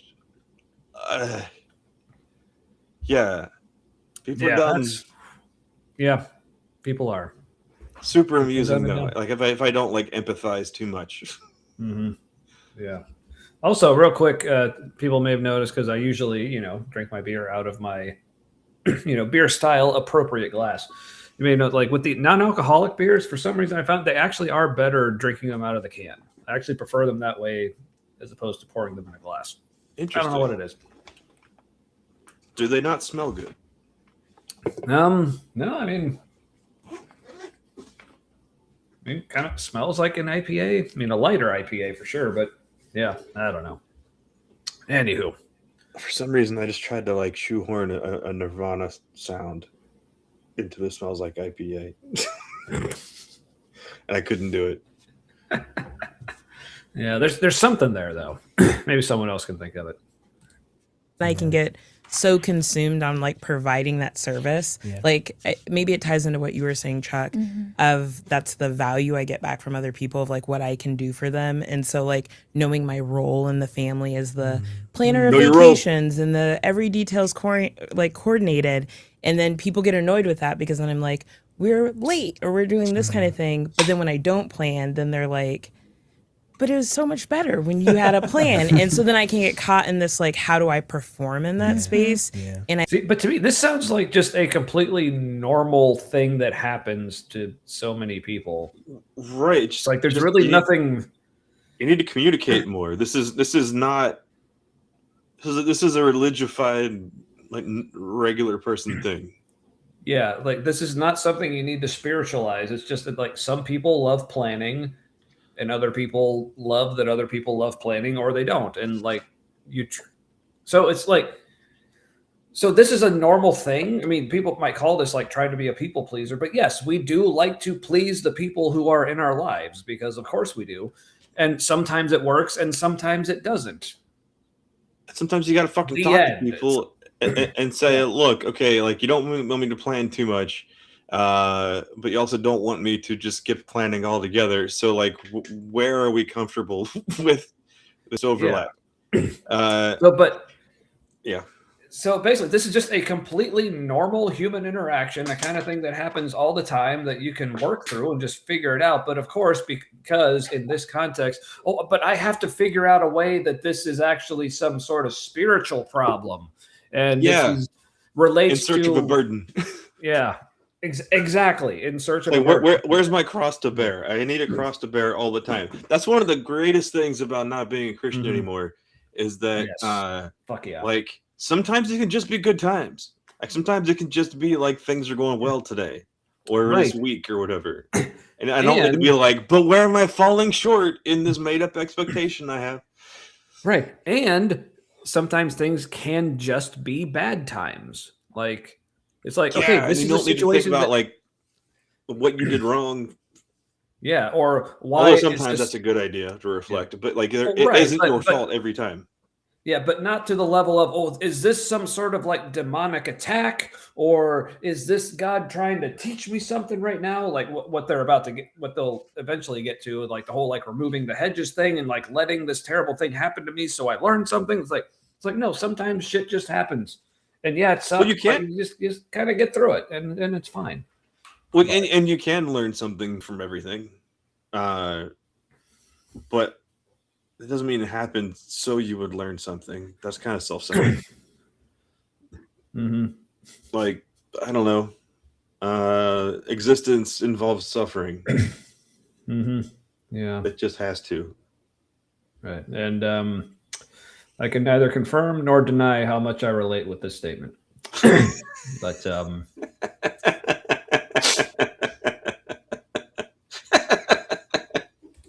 I can neither confirm nor deny. But that's Oh, good. Ice cream report. It was amazing. Okay, so but what does this teach you about like what God provided for you and why you don't actually deserve it? It's because you're such a terrible person. So you need to be appreciative for enjoying something, even though you're awful. So Tommy hates ice cream. Not true. I was just trying to over spiritualize everything, like we're learning to do in this video here. So hey, is it just me, or does that rug just not match anything? I mean, the colors match things, but but I don't think the colors, because up here, like in the top, it's like a very like brown kind of thing. But then there's like here, a navy blue vibe, right? Is there? I can't. Maybe tell. on the far left, is that black or navy blue in the background? Over here? Yeah. That's black. Oh, okay. Yeah, so we got a black and brown thing going on with it, like the brown. Hey, you know what would have made more sense? To put the darker skinned fella on the side with the lighter background, and the lighter skinned fella on the side with the darker background, so that you can see them better. Got Chuck in what looks like the shadows over here, but that's just because there's not as much contrast on that side. Yeah. But hey, Alfred Winsky also, hello. I'm with a good point here. Looks like the Shroud of Turin. A little bit. Kind of does. There's this thing where like you can get like a really expensive rug that looks like it is like a really old they call them Oriental rugs, but that's a little weird. Like an East Asian or West Asian rug. And it's really expensive, and like the pattern makes it look like it's super old, but it's not. That bothers me. A little bit. Because if it looks old, it should be cheap. Right? You would think. But or when you had a plan, and so then I can get caught in this like, how do I perform in that space, and I lose in that space. Yeah. It's like weird calming, like the reinforcing, at the Bible study. Yeah. But in normal conversation, do people use this phrase? When I was in that space of no, this only happens like in shit like this. I feel like, but supposedly least religious people you're supposed to know doing religious shit. We need to change our whole vibe and our language structure and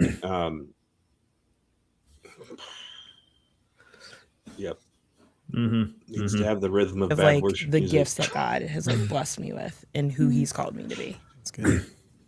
That's good. Who you think He's called you to be, shared... and who other people have told you He's called you to be. It's a weird combination of that instead of who are you actually.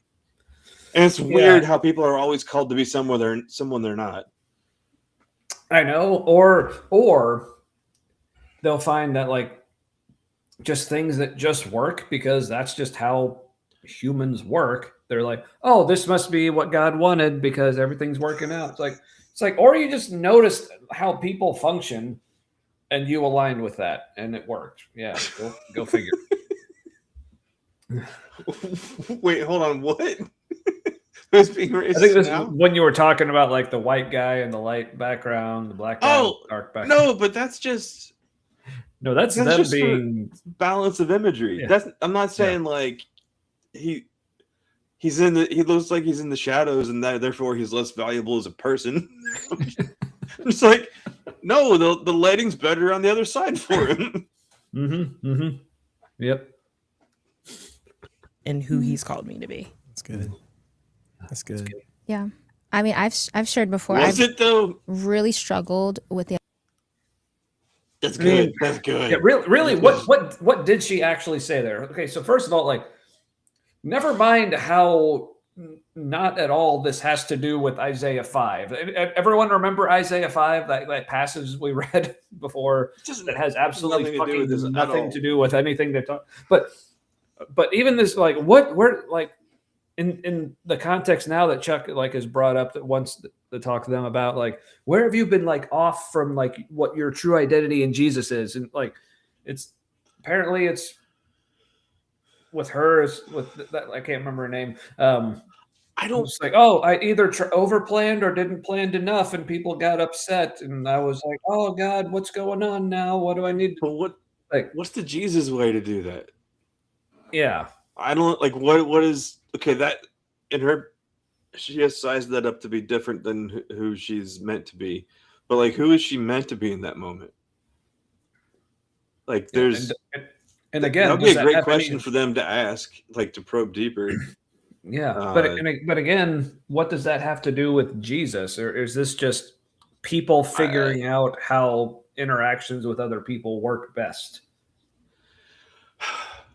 Basically, this is people doing a humanism, right? But in a religious way, right? Like but here's the thing, all though. The trappings of that. Right. But here's the thing, though. In other situations, it's almost like a measure of how well you are doing in your Jesus identity. Sometimes it's a really good thing when you're pissing other people off. Oh, but you got to piss off the right people. Yeah. Right. Because that's kind of what's supposed to happen, because Jesus said the world will hate us. So when we're pissing, and if they don't hate you, you're doing something wrong. So you'll strive to do the things that make the right people angry. But then you just learn how to troll better, essentially. Yeah, basically. All right, so let's go back to this next lady here. That's good. Yeah. I mean, I've shared before. I've really struggled with the idea of forgiveness and grace. And I think for me, I feel like I should clip that, like Chuck is going, it's good. So I can like play that as little. Yeah. So anyway, I like how she said, yeah. She was very unenthusiastic.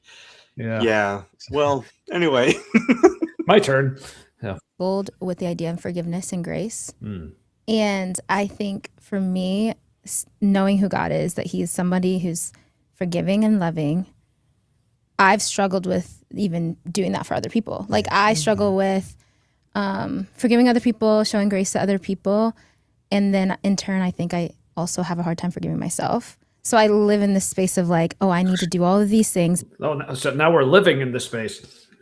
Also, depending on who you talk to, forgiving yourself is a blasphemous concept. Right. There was a guy in the small group, the version of the small group of Tommy before you joined it. It actually made him mad when people said that they forgave themselves or need to forgive themselves. He says, really, you just need to agree with God that you are forgiven. And we're like, right, okay, but like, wouldn't part of that be forgiving yourself? Yeah, that seems... it's the same thing with a different name. Yeah, or distinction without a difference. Yeah, it's like, okay, you can call it that, but like, if you haven't had the experience of forgiving yourself, then you haven't received forgiveness. this is all in Christian language, but this is how other people in the same place, like a similar place, like religiously, or would in that respond to space, him. if you will. Yes. Oh, in that space. Yes. Yeah. Yeah. Anywho, let's hear about this space that she's living in now. Like, she's not just in it; she's living in that space. Living in it. And if I mess up, then I get mad at myself, and God's mad at me, and other people are mad at me, and I kind of live in this place of shame. Yeah. Ooh, now she's living in a place of shame, but only kind of. I'm kind of living in a place of shame. Like, ooh, that sounds kind of rough. The way she's talking about this is much And I feel closer to an actual like healthy conversation. Yeah. How so?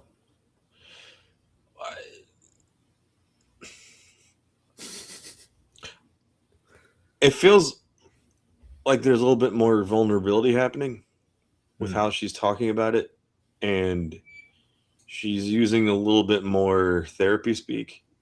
Other people have so far kind of, there's vulnerability there, but there's also some like performative structure to it. Not saying what they're doing doesn't mean anything to them, and it's only a performance and fake. I just mean that like it fits more with the flow of how these things go. I'm curious how they respond to her. If she just gets like the regular yeah, and then they move on. I'm also curious, does the white guy get more of a response to what he says? That would be interesting. Indeed. We'll see. I honestly don't remember. Anyway, Weight like on me, and I think I've grown out of that as I've grown in my relationship with God, but I still feel that even now. Like I'm working. that struck me as weird. She says, "I grow out of it, but I still feel it." Like, well, did you grow out of it? If it's something you still struggle with, I don't know. But It feels like moving past it, but not dealing with it. yeah. So you haven't really moved past it. But yes, yeah. I'm not saying I necessarily endorse taking a shot. Like I said, it's gonna happen. But what space do you mean? You keep saying that space as if you all know what that space is, right? It struck me after leaving. I had a lot of time had to pass first, but how often people are using the same terms to mean different things from one another. Like when they say in that space, they mean slightly different things. But they use overlapping terminology to like feel more like they're relating to one another. But they're not really going into like what feeling like being in, what does it feel like to be in that space? They just say that space as if everyone knows what that means.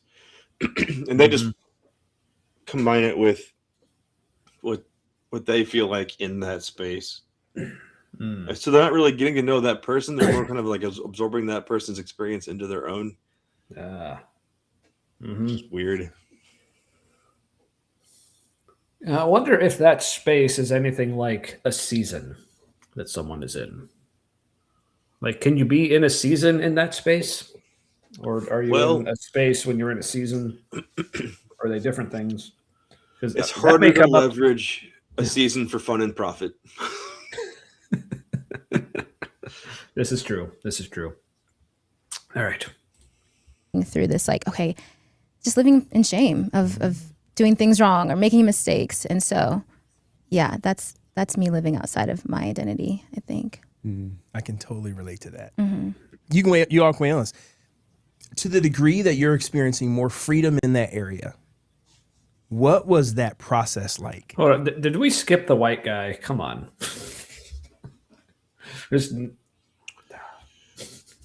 Well, Chuck finds shit.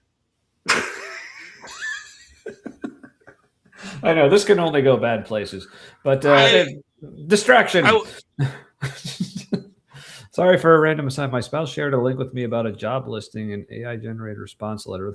Died over. Ooh. Is it? All right, yeah. So Oh, I wait, may what? have to read this. I may have to read this later, but thank you. Wait, what is that? 20 something. The most insane job posting today. Awesome. Yeah. Good reference here. If it's Slayer, that space would be a season in the abyss. Okay, what I was. No, I'm saying this because I genuinely don't know. I think it's a little funny, but I genuinely don't know if this is bad to say. Okay, I was gonna say apparently Chuck has a favorite black woman. He seems more interested in what this woman has to say than the other one. Now, is it because she's saying more? I don't know. Yeah, I don't know. But this is the most follow-up we've gotten so far. Yes. For you. Because I'll tell you what the process was like for me. It was like Isaiah 5. For you. Real Sorry, making it think. Buffering. Is this a full set? Like, is this a separate thing just for this? That's what it seems like. Where is this? Did they cannibalize part of? I bet they cannibalized part of the high school ministry space. Yeah, or I think I actually know where this might be. Like back in their like just general like studio area.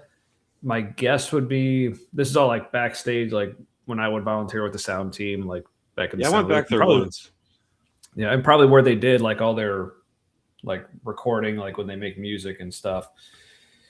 All right, so apparently using a different browser didn't really help with this. Oh, that would make sense if they just move the furniture out and they also do recording in there, because that Freedom one wall in in the that back area. right looks like it could be acoustic paneling of some kind. Yeah, but yeah. Anywho, all right. What was that process like for you? Because I'll tell you what the process was like for me. I love that he didn't even let her answer. He's like, what was that process like? Because I'll tell you what it's like. Allow me to mansplain it first. Let me give you the proper framing of how I'd like your answer. Right? Actually, I feel like they didn't even read it at all. And there's like, well, here's some things we want to talk about. Yeah, it's like, here's what I got out of it. Hard things happen. Yeah. But also, hey, Titan. Good to see you. Yeah. Is it anti-Semitic to read the Old Testament in a way that it's about what God is saying to you right now in America? And I don't know if it's anti-Semitic. I mean, especially if you're doing it like passively, maybe. Maybe if you're doing it through like a Jesus-y lens, where where if you are reading the Old Testament and saying, "What is Jesus saying to me through this?" I mean, I think that would definitely fall under what's called like supersessionism. Appropriation, perhaps. For sure. Yeah, but yeah, it's a misreading of the text. Sure, yeah, because like I said, I mean, I know there's here. Yes, but and I know because there is the concept of midrash and how like the scripture is just like infinitely interpretable or whatever the phrase is. But I feel like there still probably are some limits on there where you're like, okay, yes, there's all kinds of like various interpretations and applications you can make with it. But I feel like there are some things that it's like, okay, but it was definitely not talking about that. And I think Jesus is one of those things that it was definitely not talking about. But yeah, I don't know. So, anywho, It was like Isaiah 5. It was like what we read today. Is it? I had to learn that in love, God is willing to. There's a line in this scripture today that hits me. He says, "I'm going to remove the hedges." What that means is I'm going to allow you to be exposed. I'm going to bring difficulty into your life, trouble into your life, so that your foundation or lack thereof will be exposed. Is that what that was for? Like, was God just trying to like expose their faulty foundations? No, it it seems like the intention was to give Israel everything they needed, and then they didn't do the things right. Yeah. So here I'll bring it back. This isn't even really ad hoc. Yeah, so here's It's the just like a passage. misreading. Yeah, so he's talking about the vineyard, and the vineyard is Israel here. So I will take away its hedge, and it will be consumed. I will tear down its wall, and it will be trampled. I will make it a wasteland, like all this. Where does he say? Well, that feels like an ad hoc explanation. Yeah, because what's that? That feels like an ad hoc explanation. They're like, all these things are happening to us. These hard times are befalling us. So God is here's the explanation. Yeah.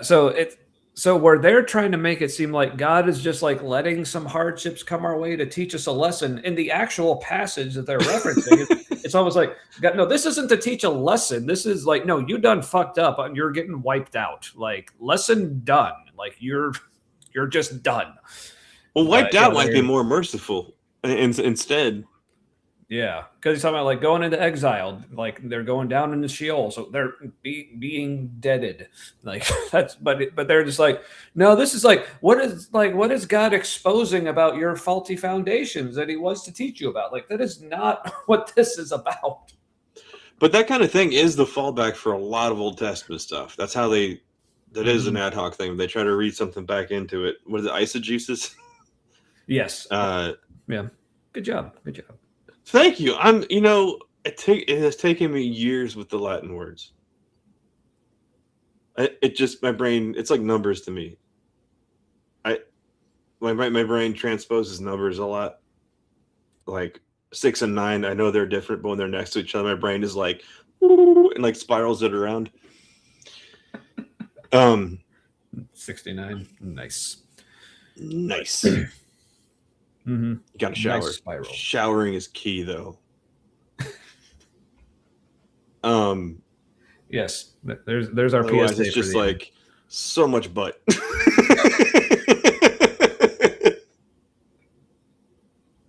Too much butt. Yeah. See, we're just full of the great advice on this show. Thank you. And I think we can buy into the, lie, honestly, that, well, God loves me. So because He loves me, He's never going to bring anything hard into my life. No, He actually, because He loves you, will allow difficulty to come your way, especially if it's going to refine you. This is doing the difficulty. It's not allowing it. Yeah. Yeah. And also, was the point of this experience for Israel to refine them? Or was it just to kind of wipe them out? Yeah, it feels like a consequence. Yeah. So, yeah. This is more like a consequence of your actions thing, which weirdly, they've all been talking more about than this angle he's giving right now. Like, so far, all three have been talking more about consequence of actions or outlooks. Mm-hmm. And not about God letting hardship happen.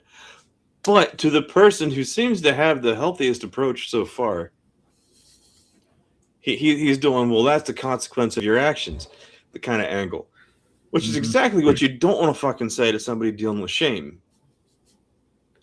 You're like, oh, you feel the shame, you're on the right track. We need to double down on the shame and get to the other side of the shame. What do you...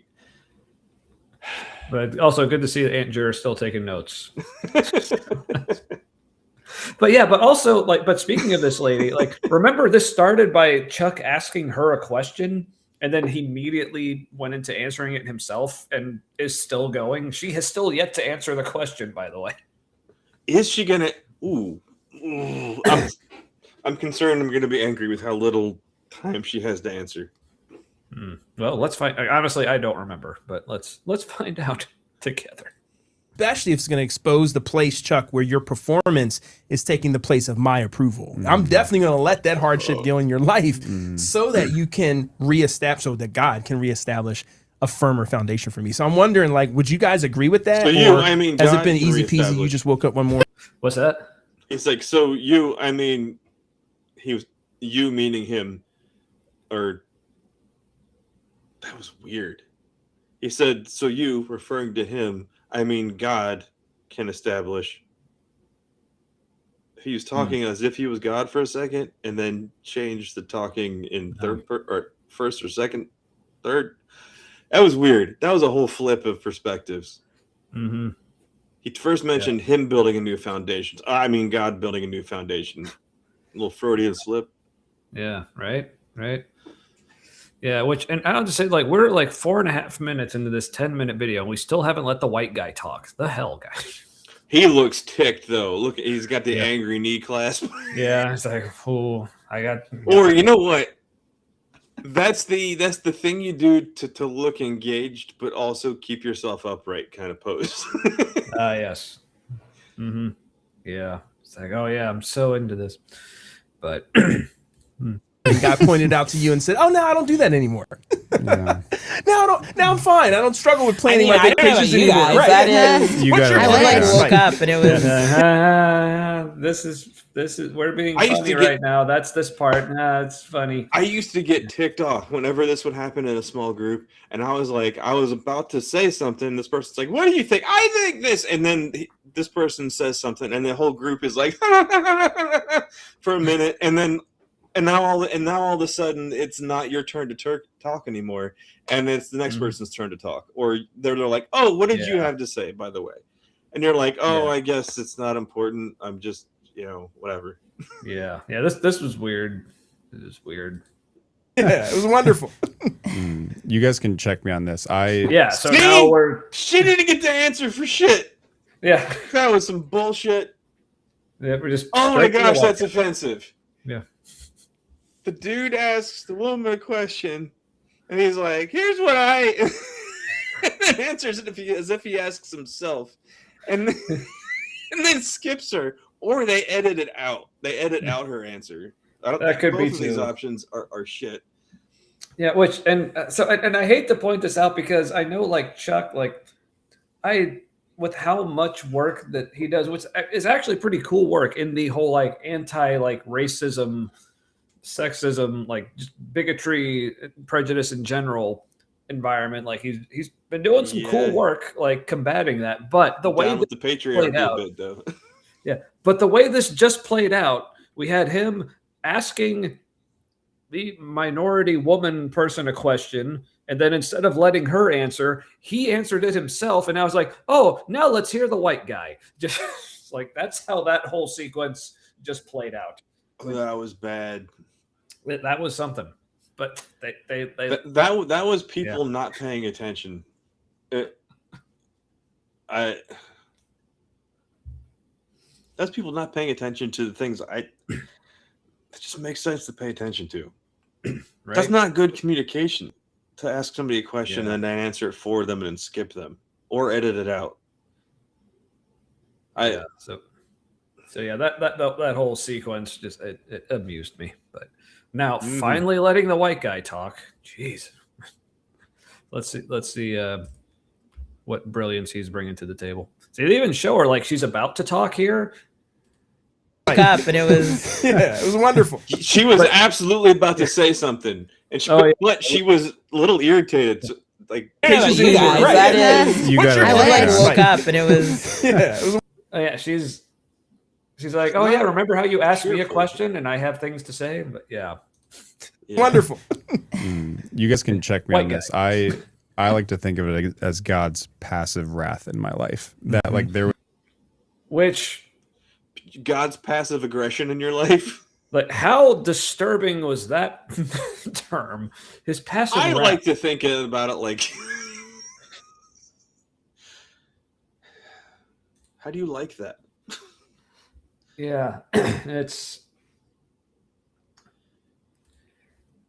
like, I mean, but it's just passive wrath. So then I can. It sounds like quippy and kitschy. So I can be like, yeah. So it is intentional that 3/4 of the group are not Caucasian. I was trying to think of a way to 3/4 because I don't know if they're all African American.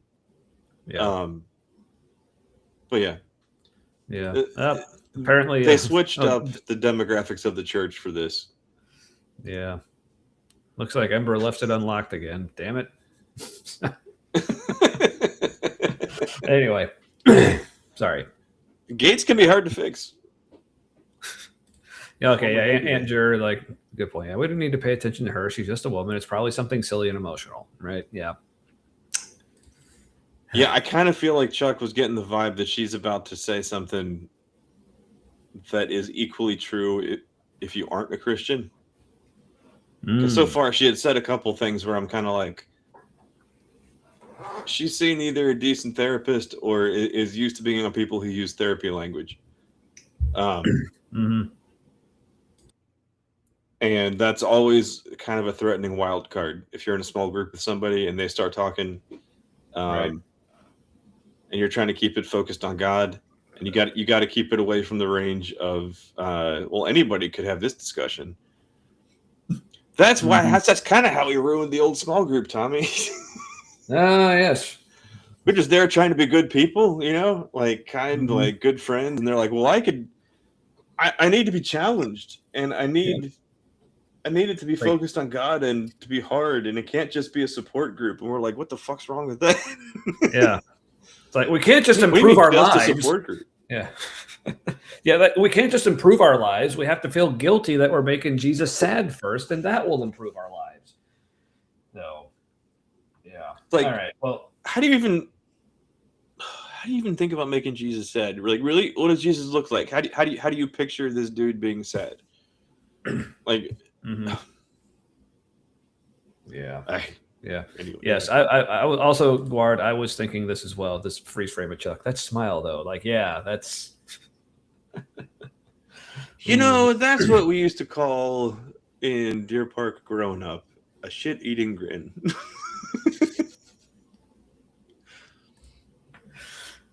Man, like, if I didn't quotable tonight. I needed to be. You're slightly rephrasing what I'm saying. Only slightly, though. It took me a while to catch on after the first one, where I was like, I don't think I said that, and then I saw the next one. I'm like, I didn't say that either, but it was pretty close. It's what you meant in your heart, though. Oh, in my heart of hearts, in the inner man of my heart of hearts. Whenever anybody said "in my inner man," I was like, "What? You got like a third internal testicle? What are you talking about?" Just making it sound weird now, man. See, your inner man needs it to be hard. So that's what I'm getting. That sounds real close to a dirty joke punchline. But look, I mean, if a man is going to be inner, it does need to be hard. Because if it's not hard, it's just not going to get in there. So then you're just pushing rope. It's one of my favorite terms. Have you ever heard that before? I have not. This is hitting me freshly and anew. It's quite the experience. So I heard, and maybe it's a thing, like just maybe it's only a regional, like sort of white trash thing around here. But it was like if somebody's too drunk or too high, and all of a sudden like they can't perform anymore, and it's just like they're pushing a rope. I was just like, that's perfect. That's the most descriptive way to say that. Like it's the fewest words, the most efficient way. Yeah, so it was white friend shower. And Miranda, I'm in a place where that's what you meant. That well played. Yeah, whatever meds they got. Whatever meds they got. It's a good way to view a lot of things these days. It's just take it in the funniest way possible. We are making good. You know what? Good. I don't even know what makes Jesus sad, except that one time he wept. It was the shortest sentence in the New Testament. Yeah, but here's the thing. Like maybe this is what Jesus deserves because he was out of alignment with his identity in himself. And look, we're just removing the hedges of protections against our sadness of the sour grapes that is our snark or something. So, yeah, but hey, but Kelly here with a great point. We're like, only 8 more to get to 200. Just saying. I'm sure there's man camp stories I'm not remembering yet. Oh, yes. It's a weird combination of like good times, unique experiences. Definitely. A weird kind of tribal experience. Mm-hmm. Kind of in general. Yeah. All right. So So I moved on to my second actual beer. As soon as I didn't say what my second one was. I'm not halfway through it already. I'll let you go first, though. All right, so I'm just back to the old arrogant bastard. Learn my lesson, having it second after the other lighter beer. So I'm having a Seventh Son Brewing Company Stone Fort Coffee Ale. It's their Stone Fort is an oat brown, and this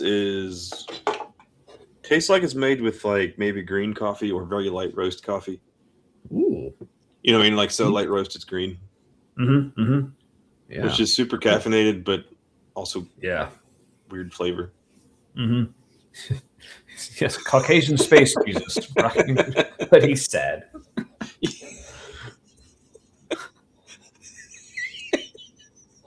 Only his opinion matters, yet he's still sad. Yeah. If you're not familiar with Caucasian space Jesus, and that means you need to be watching Misinterpretations more often, especially when we're on with her. So, is it in the title of the episode? Because I'm not familiar with it. No. Wait, was it a video? Yeah, it was just a video that like her daughter sent her, and she played in the middle of it. I like trying to shove an oversized duffel bag into a small overhead compartment. That's a good one. Mm-hmm. The antonym of that would be it's like throwing a hot dog down a hallway. Yes. That is also tremendous. Well, we could just call it duffel bag dick. There we go. All right. See, we're being productive tonight. Thank you. Thank you, everyone. This is fantastic. That doesn't sound cleanly. Cleanly? Said the Amish. Anyway. There was a season, I mean, a lot of my life that was like, oh yeah. This phrase, passive wrath. It's like, oh yeah. I feel like we didn't give enough credit to how fucked up that sounds. I mean, creative. I haven't heard that before. Yeah. So again, referencing this image in Isaiah 5 about God just removing the hedges of the walls of protection or whatever, and just letting the bad things happen. It's like God's like, well, I'm not doing it to you. I'm just removing the protection, and things are just happening the way they happen. It's not me. So, do you remember? So yes, it sounds like passive aggressive wrath. It's another way to maybe better word it. So when you said remove the hedges, it reminded me of Three Amigos, where El Guapo is like pruned the hedges of many small villages. Sorry. If you haven't seen the movie enough times to know exactly what part that is. Yeah. I've seen it, but yeah, it's been a while and I don't remember that. I just remember Chevy Chase was giving El Guapo like notes for his speech while he was giving it. Yeah, I just remember a plethora. Would you say I have a plethora? Oh yes, El Guapo, you have a plethora.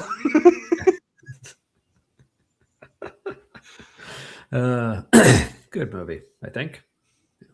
One of my favorite parts when I was younger was the part where that guy goes, "My little buttercup."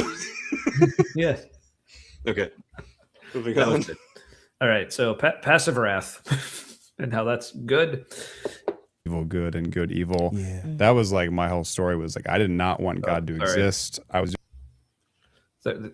Damn it! I feel like he unloaded a lot. Yeah. Here, I'll pause him. So here's what he's talking about here. It's about the woes. Oh, back to the scripture. Yeah, where was it? Leave it to the white guy. Yeah. Oh yeah, here. Woe to those who call evil good and good evil, like who turn darkness to light and light to darkness, who replace bitter with sweet and sweet with bitter. Woe to those who are wise in their own eyes. Sorry, I'm just remembering. I've heard a recording of some old preacher like shouting his way through this, and it was used like as a little clip in a Savior Machine song. So I'm like, God's a dramatic bitch. oh, here. Woe to those who are heroes in drinking wine. I think talking about you, Kip. Wait. Champions of mixing strong drink. Like they excel at drinking wine. Not all heroes wear capes. Some are Canadian lesbians. Anywho. That's Matt's description not mine. Sorry, sometimes I can't believe the things I say. So I repeat them for you. Anyway. Here we go. Caucasian Space Jesus. There. Thank you, Guard. Please, not now, but later. Go watch this. It's fan-fucking-tastic. But if you really want the full experience, watch Misinterpretations episode with us on. You can watch us watch it with her. And I think it just heightens the whole experience. But either way. Okay. That's white. I mean, a lot of my life, I was like, never mind. I interrupted. You were hitting play. the scripture that said, "Woe to those who call evil good and good evil." Yeah. That was like my whole story. Was like, I did not want God to exist. I was doing all the right things, but I was like, this sucks. Like, following God is not fun. It's not life giving. And is that what that verse is talking about, though? Like, no, it's like you're just saying, like, okay, like, how did he do that? So much reaching in this. How did he hear it that way?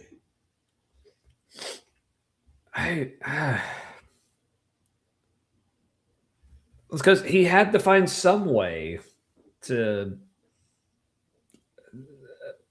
make this verse about his experience so he could have a thing to say.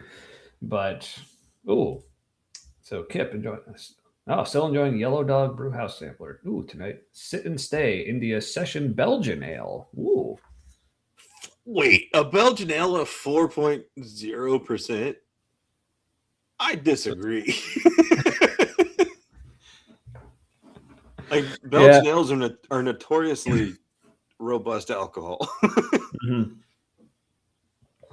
But, hey, I mean, if it's good, it's good. So does it have that, like, banana-y caramel flavor that, like, Belgian yeast has?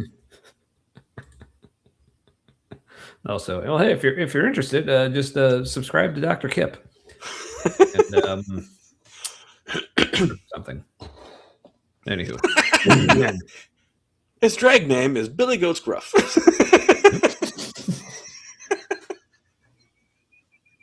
I love how the goats is plural there. It's plural. It's plural gruff. Enough gruff for multiple goats. Is the gruff the name of that? Like, I just realized that ever since I've been little, a Billy Goat's Gruff is like the little goatee that goats have. And now I'm realizing I don't know if that's what it is. Yeah, I don't know either. Actually, and I don't remember where I got the term Billy Goat's Gruff. It was the name of a children's story, The Three Billy Goats Gruff. Oh, that's right. There was a troll, like, who's trapping over my bridge and all that. I remember reading it or having it read to me a lot as a child. So, yep. And he likes it, Billy Goat's rough. That's the only way Billy Goats do it. Have you met one? Which, so if you like it, then good. You're in luck. Heart was in so many other things, and so there was just like a bitterness, and God was like, sure, you go ahead and see if the world is going to satisfy you, and it did not. Yeah. And well, then you're just doing it wrong, man. Or her name was Susan. I feel like his rough time has to do with a woman okay. that like did him wrong, or it was a bad relationship. Yeah. That was just the vibe I was getting. Yeah, so this is that whole trope, like you hear in Christianity. Oh, the world will just never satisfy you. It's like, well, first of all, like, I mean, it's not supposed to. And also, I'm feeling much more satisfied with life and stuff since leaving Christianity and not trying to find my satisfaction in Jesus or God or whatever. But also, also, I don't think you can find perfect satisfaction anywhere. Right? Yeah. So, like, which is a great point, because I think that's the main problem is we have this expectation that we are going to feel like ultimate satisfaction in something. Now, it can only be God or Jesus or whatever. But so therefore, if the world just falls anywhere short of ultimate satisfaction, which of course it's going to, then we're like, oh, see, that's why it's bad. You got to do the Jesus thing. But then once you go to Jesus, I mean, but again, what Christian out there says that Jesus actually does completely satisfy all the time. Because no, they all like have their stories about how like, oh, I just wasn't feeling it, or I just been feeling kind of spiritually dry, or whatever it was. Like at some point, even Christianity will consistently fail to satisfy. Yeah, especially when you're dry, that's not as Yeah, satisfying. if you're feeling spiritually dry, you need some spiritual lubrication. Right. You gotta call in the Holy Spirit. You gotta cast out that desert dryness.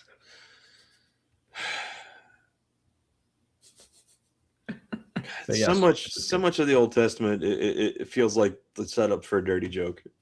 Oh yeah. But yeah, so they're setting up this whole expectation of like, no, you should expect to be fully satisfied. So that therefore anything that doesn't do that is just bad. So we're like, but that's just kind of how the world works. So hey. Sorry. People keep chatting more. I keep clicking on the wrong one. Hey.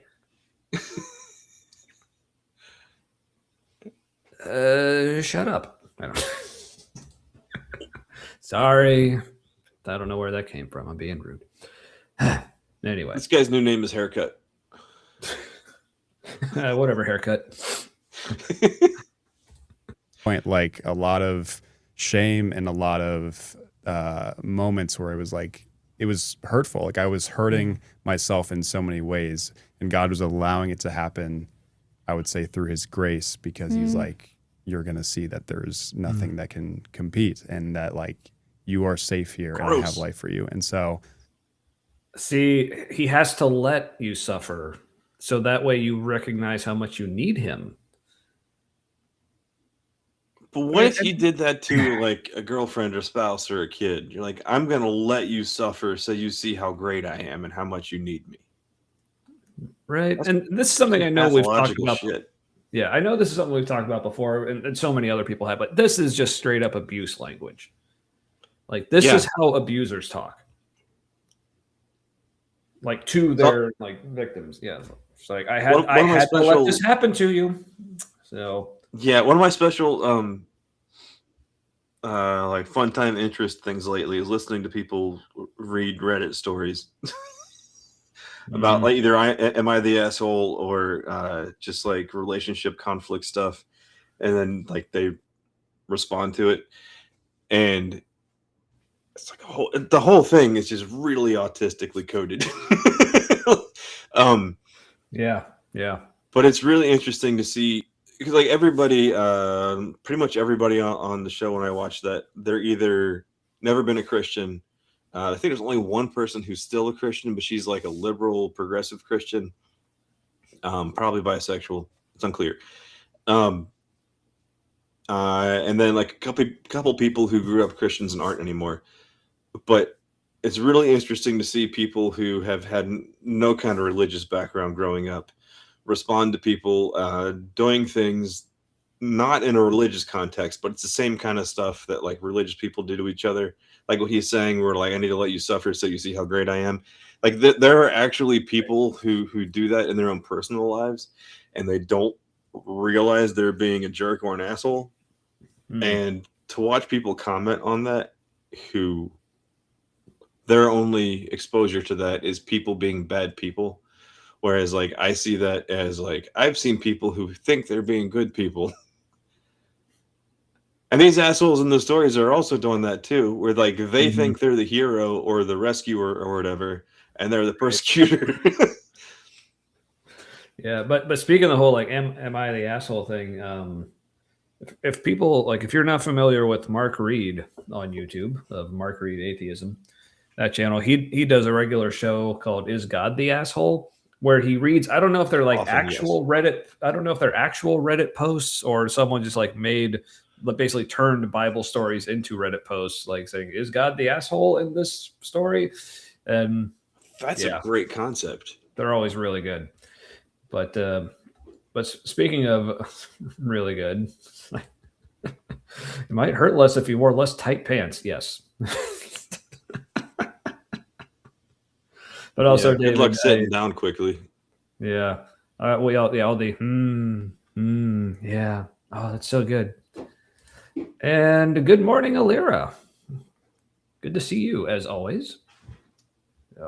Oh yeah, we still need to get back to you about your questions that you had for us. Yeah. So you could write us a song. I'm sorry, but I remember you also said that you were like overwhelmed with stuff at the time, and so I think that in my brain triggered. Oh, this means you shouldn't respond. Like, but I don't know if that's exactly what you were saying, but yeah, my bad. So all those responses and all that stuff, those are. There you go. There's Mark's channel.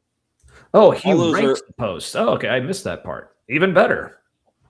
That's awesome. Good stuff. Yeah, that's a really cool approach. Mm-hmm. That's very Gen Z. Hey, that's like a Gen Z millennial overlap. That's a good spot. Mm-hmm. Shit. What was happening? What were we talking about? We're talking about Alira needing to email her about our stuff, and me saying, "Oh, you said you're busy. I can't." Oh, the little, like all the all that stuff. Oh, that's too. Like that's little dopamine reinforcements. That's training. Like we all did it. Like I remember doing it, and it was just what you do. But like the practical application of that is it's a dopamine hit for the person who's talking. So you're reinforcing like this is how we do it. That is how you say what you're saying. Like you've met with our approval. It's very ape. Like you grunt an approval. It's like a sophisticated grunt. It's what we do. But Ember here with a great idea. As usual, he should publish each book as he finishes them. Like, look, that doesn't need to be in your humble opinion. This could be in your proud opinion. Just say, I am PO. Yeah. No, that's great. Yeah. Mm-hmm. No, that's a great idea. You could sell that. Yeah, I'd buy it. Yeah. Shit. All right. It's a good coffee table book. A little small. But so many times he could have just been like, you're not getting this. Like, I'm done with you. But just a lot of patience through me clearly finding my identity and literally anywhere else outside of him. Wow. Extremely vague that was. Yeah. But so, because here's a concept that comes up a lot, not just in these videos, but just in like Christianity in general. We said like, oh, but God was patient with me. Like, what does that actually mean? Like, how do you know God was being patient with you? Because like, I don't know. I don't remember if it's in this video or other videos where people will reference like this idea, but basically saying like God like means like he didn't just like keep punishing me, or he didn't smite me, or he didn't just completely blow me off. Like, okay, so you're saying God didn't do something. Like, again, someone like me would say, maybe that's because he just doesn't even fucking exist. But you're just like, oh, God's not smiting me. This must mean, oh, he's being patient with me. Like how do you know that? That's the same way. That's the same way conspiracy-minded people behave, where everything is confirmation. But that's exactly the same way God would behave if God didn't exist. Like God's lack of action, you're in this case labeling as patience. You could also label it as him removing the hedges. That's more active, but also, God removing protection would be the same description of God not giving protection at all because he can't, because he doesn't exist. Yeah, I guess another way to say that. Yeah, because to me, like in Christianity, and not just apologetics, especially in apologetics, but even just like for like your normal day-to-day folks like these folks, it seems like the key word is unfalsifiability. Like whether they realize it or not, mostly not, because it doesn't matter what happens. Like anything that happens to you is like, oh, this must be what God wants. Like no way to actually test, no predictions made. Like, oh, just whatever it is. See, this is God. Like, and it doesn't matter what it is. But this seems cool. Lovely morning, Alira saying here. Just woke up to some good news. Awesome, and all the nice people I know are in the chat here. Excellent. Like, didn't mention the nice people actually on the show, just the people in the chat, huh? I see how it is. No, the good ones are in the chat. This is true. Yeah, sorry, Alira. I'm just being a dick. But my brain can't not like point out things like Oh, that. wait, she's gonna talk now. Oh yeah. I Finally. like her bandana. Yeah, that is cool. Yeah. I love that. Oh, nope. Apparently not. I loved. Holy shit!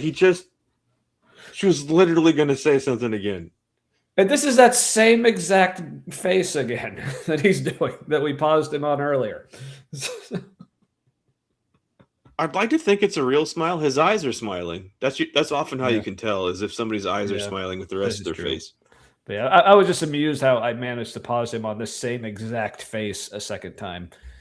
So, like, what are the odds of that? Clearly, this was designed this way. I was finely tuned to pause Chuck on this face. This is God. It looks like Chuck is the only one in a coffee shop from this angle. That is definitely a like custom roasted coffee shop kind of wall covering. Mm-hmm. It looks a little bit like beans, is my point. It does, yeah. Which aren't beans, they're seeds in like a cherry-like berry. Oh, yes, this is true. Mm-hmm. Passive wrath. I don't know if that's a real thing or you guys agree with it, but that's what I thought. Is that deep? I mean, if it is, I'm not sure if it's deep in any good ways. No, that's what she said. Well,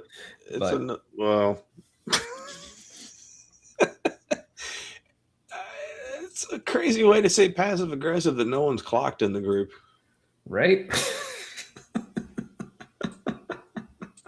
Passive aggression is usually bad. It's a poor way to communicate. Yeah, but no, but this isn't passive aggression. This is passive wrath. But also, can wrath even be passive? That seems to be kind of antithetical to the very nature of what wrath is. Well, I think it can be passive if you have poor emotional regulation, because then you're not really. It's just kind of explosive. You're not really doing it on purpose. You almost don't have. By that point, you have given up your ability to choose. Well, anything's possible with poor emotional regulation. Yeah, man, interactions can be really amazing in a funny and bad way. Yeah. Like it can go from being terrible and like angry crying to like something hysterical happening, and you just start laughing, and you're like, but shit, I'm still fucking pissed off too. But that was funny. Ask me how I know. But yeah, I think that resonates just from the expression, like the grass is always greener. Like, I think God spends a lot of time being like, hey, I in fact know what's best, but I'm not going to stop you. Enjoy that. Yeah. Yeah. In fact, yeah. Sorry. Yeah. I just pictured God going, I don't know if you know, but in fact. Or actually. Oh, I'm not sure if you're aware, but. Oh, okay. Ember with a good point here. I have passive wrath towards 2/3 of the current smear campaigns. They're destroying their own lives, so I'm just going to let them. Hey, smart. Yeah, that's like a Sun Tzu Art of War thing, and also a Taoist approach, and a Aikido approach, which is also kind of Taoist. Yeah. Let the assholes momentum fuck them over. Mm-hmm. Yeah, or like Aikido, is that also a thing where you use your opponent's like momentum against them kind of thing? Yeah. Yeah, there was an awesome character in The Walking Dead. He had a broomstick that he kind of carved the middle of to look awesome. But that was how he killed the zombies, right? Of course. But any people he came across, I forget his name. But yeah, they would go to attack him, and he would like hit him on the back of the head. He'd dodge and hit him on the back of the head as they went past. And they basically couldn't attack him, and he would sort of use their momentum against them. Makes sense. I bet he didn't survive. the whole show was basically like purgatory, and if you were too good of a person, you couldn't survive there, and you died. Yeah. Well, damn. All right. Chuck, or I will definitely have to go with Kenneth on this one, but oh yeah, I don't think the dude has irises. I think it's just like one black circle. Like there's a whole demonic appearance to him. Yeah, like he's whatever he has, it's a concentrated amount of it. Yeah. I just like how David puts Still a goof. Still, knowing all the things but not saying what those things are. So silly. But that's because he wants us to learn them on our own. I'll agree with Ember. Yeah, like the man is a literal demon. Like if demons are real, whatever a demon is, like he is one of them. Yeah, like I don't know if anybody I'm sure people in the chat have watched X-Files. He is an X-Files character. Like he is the like demon or like Satan conjuring character in X-Files. People like him do make me wonder if there isn't some kind of like dark force guiding people here and there. And it could be he just has the wrong kind of like brain makeup that's how it comes across, but it's so fucked up that it looks supernatural fucked up. Hey, it's okay, Alira. Like I said, I was just being a dick. It's like you're okay. It's fine. Yeah, brain. Well, you're all the way at 73%. That is impressive. My goodness, are you a morning person? I'm barely conversational when I go to work, and I don't start super early. Yep, same. And I work at home by myself. I go to people's houses, and I like during the quote visit, I'm much more conversational. But like when I go in to do work, I'm just not very verbal, and I wonder if it's jarring for people sometimes. I'm like, "Hi, I'm just gonna get started," and then I just say nothing like the rest of the day. Which I mean, I would actually appreciate that but not saying to you personally. Yeah. But yeah, if I was just like inviting like some random like worker dude to come over to my house and do something, it actually did happen when I first bought this house. I had to have some like new carpet put in. But yeah, it was basically like the guy came in. It's like, all right, it's upstairs. He just did his thing, left. I was like, all right, thanks. Yeah, it was great. I'm on third beer. It's an Narragansett lager, which I think is the best cheap lager. Yeah. I said yeah as if I know. I've never actually had it, but I've heard you say plenty of good things, so I take your word for it. And yeah. Bob cheap, Larson. But like in the good ways. Yes, this guy, people haven't seen him. I haven't watched any of his videos directly. I've only seen other people react to him. I'm trying to remember who. I haven't seen this. This sounds great. I want to say Logic has covered this guy. Probably Sir Sick as well. But yeah. Does he do the whole names of demons stuff?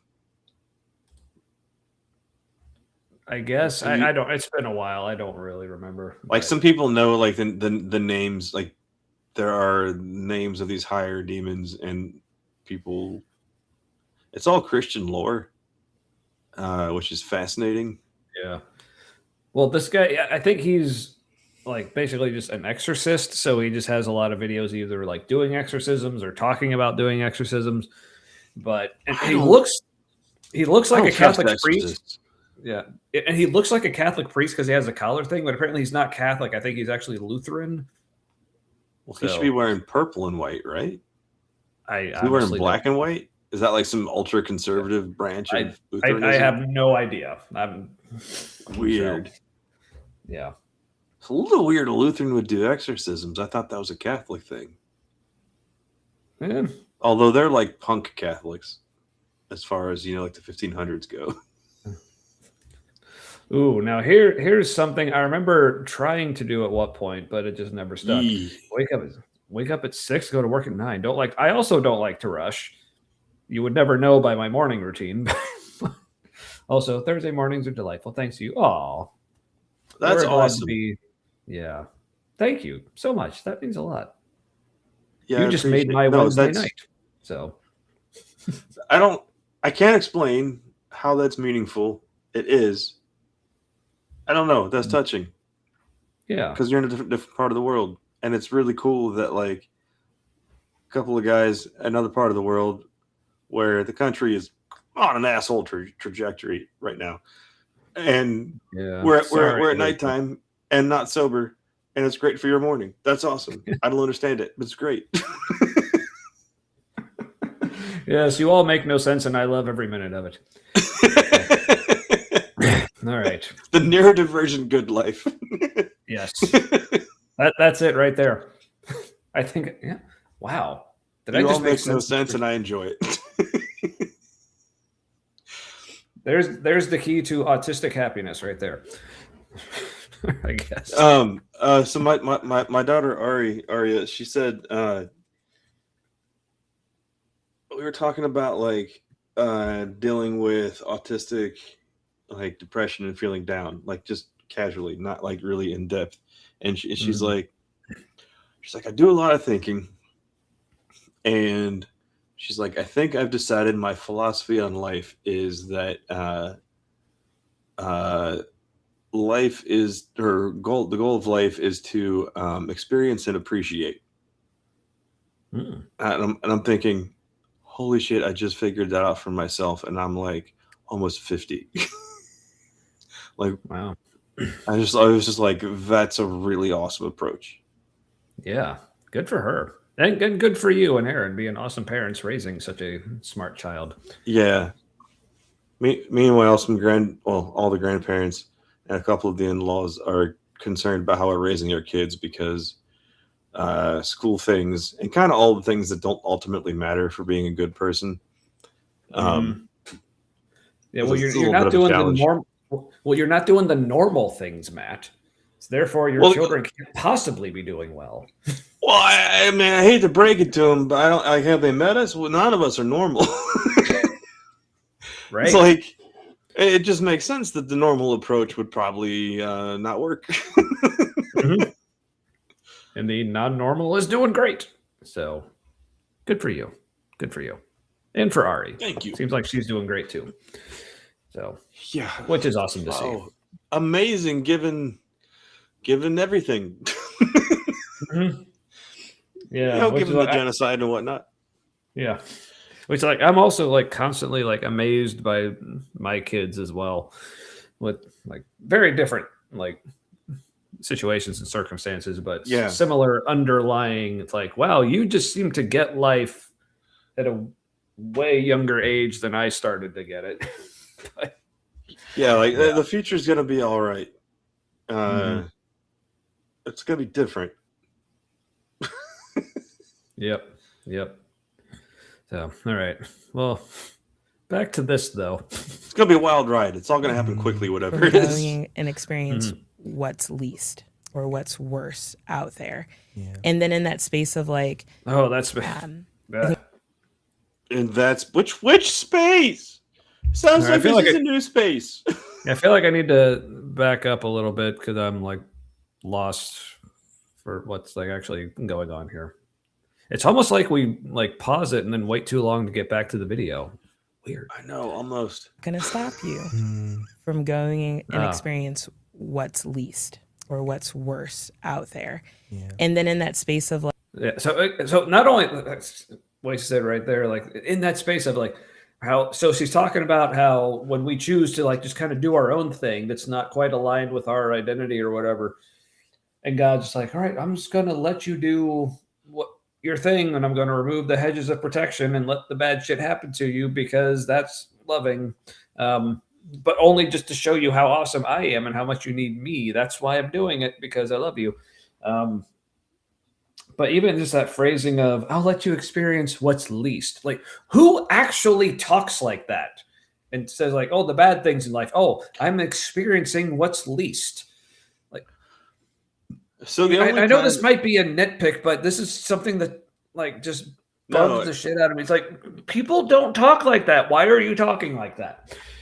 But yeah, so some people do talk about that when they're talking about, or they do talk in that way, in a healthy way, if they're like an addict or something in that same vein, and they're reaching rock bottom. Yeah, that's like then it's applicable and it makes sense. I mean, it's still not God abandoning you to your own wishes exactly. But the metaphor works best there. In like a way where you're not actually like damaging mental health, where it's more helpful. But the way they're talking about how this is a common occurrence where God abandons people or leaves them to their own devices if they're not doing exactly what he wants, that feels like a frequent rock bottom kind of perspective. That doesn't seem. That can't be true. You can't have a frequent rock bottom where God abandons you to your own devices frequently. And then you talk about your hardship like it's like a big. No, sometimes it's okay. It's the disingenuous like where it's reflexive. That's when it's annoying. Yeah, it's the soulless soulless from the Christians. Ironic. Yes. Yeah, but speaking of the opposite of soulless, Alira here with another great comment. What I'm constantly amazed about is this. Despite all the bad stuff going on in the world, I see people helping each other. I call them secular angels without heaven. I like that. Mm-hmm. I really like angels without heaven. That's cool. Current company included. Well, thanks for finally including us. I just can't not be an asshole. My apologies, Alira. I love hearing I love hearing affirmations about myself from people in other cultures. And but I really enjoy hearing it's just like a slightly different perspective on similar things that I have experienced or thought. And you hear that like somebody looking at the same thing through a slightly different lens, and then you see it through their lens also, and now you see it better. Like you see it like more of it than you could on your own. I love that. Yeah, but especially when it's about me and how good I am. Yeah, so thank you for that. Frequent rock bottom makes me think of the time I jumped off a cliff. So many rocks. Well, you see, don't do that. But speaking of people helping other people and secular angels, just to remind people, Miranda's fundraiser is still happening. And hey, I think if I remember correctly, the original goal was 4,000, and we've apparently gone over that. So now new goal of 5,000. So hey, let's just why not do that? Because Miranda's awesome, is going through some shit, needs our help. Let's be those secular angels or angels without heaven or what it's a huge relief. Yes. Angels without heaven. When money doesn't come easy, it's a huge relief to have less negative of it. Yeah. Oh, apparently Kelly is also a fan of the secular angels term. Cool. I'm glad this is a thing. I'm glad more people are using it. But yes, like I said, I think the comment, the link to Miranda's fundraiser page, I think, is a pinned comment on YouTube here. But just in case, noise ending, posting it again. Excellent. But yeah. So yeah, keep it going, everyone. So also love you, Miranda. Get better soon. Yeah, hope you're doing well. I haven't heard any updates recently. Like, hope you're past all the surgeryness or whatever. Yeah, for real. And also thanks for like sharing your journey with the rest of us and allowing us to help you. I mean, I know like for a lot of people that can be a big hurdle. It's like, I don't want to ask for help, but I love that you are okay with asking for help. Like, that's why I love this community so much. So But yeah, so go donate, make number go up. Do that. So, right. All right, back to this. Of like, I think something God has like refined in me over time is that shame isn't from him, Right. but conviction definitely is. Yeah. And then the he's fucking just difference? expectant and open-handed with like, But also he said, like, this is something that God has refined in me. How? What does that actually mean? Was it God refined that in you and taught you, or you just heard that impressed upon you over and over again? So you just started like, oh, I guess that actually is true. That must be God teaching me this. Like, no, like I think a white dude like goes in that a little more and gives some more like description of how that actually works, unknowingly, like saying, "Oh, here's how it actually works. It's not the God thing. It's really this." But yeah, I'll let him get into that So later. far, But 3 out of the 4 people have used really vague language, and it's kind of their personal stuff is phrased in a way that it is the most absorbable by the most people in a group setting. yes, Like white dude really said the least. Like I don't even know what he was talking about. I had a sense that it was probably career and woman related, but doing my man camp prayer group vibe evaluation. We call it Holy Spirit. Something. Right. Oh yeah. I forget what we call it. You're Listen to the Spirit. Yeah. Mm-hmm. Yeah. No, but he did give us passive wrath as a phrase, but also DP. Yeah, don't worry, man. Like if you're going through your own shit, yeah, don't worry about it. But Miranda says if you can't give, just sharing the link also helps. So yeah, feel free to share the link for the fundraiser so other people who aren't going through shit right now and can't afford can see it and donate. Yeah, but I understand give as you're able, and if that means like you're not able, that's fine. Right, exactly.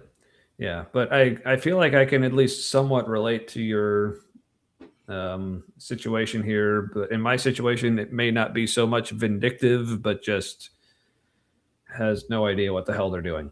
But similar effect on the other end. So, Marxism donation rules here. What's that? Marxism donation rules here. Yes, there you go. like, how are you going to respond to that conviction? Yeah. And will I turn and like go after the thing that he's saying, or like? Isn't that just the same? Isn't that just a reframing of the same event? It's the description of the same event with different terminology. Like you can either look at it as shame or you can look at it as conviction. And like conviction, that's like fuel for change, which is healthier because then it's focused on like taking some kind of action in response to something, which is a route to better mental health.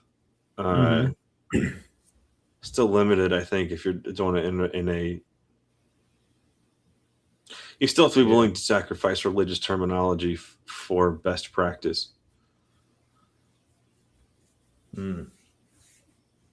Yeah. Because, but speaking of like religious terminology versus best practice, again, like so much of what these people are describing to me sounds like just having normal human experiences and noticing normal things about ways that humans interact, the way we operate, what kind of things work, what kind of things don't.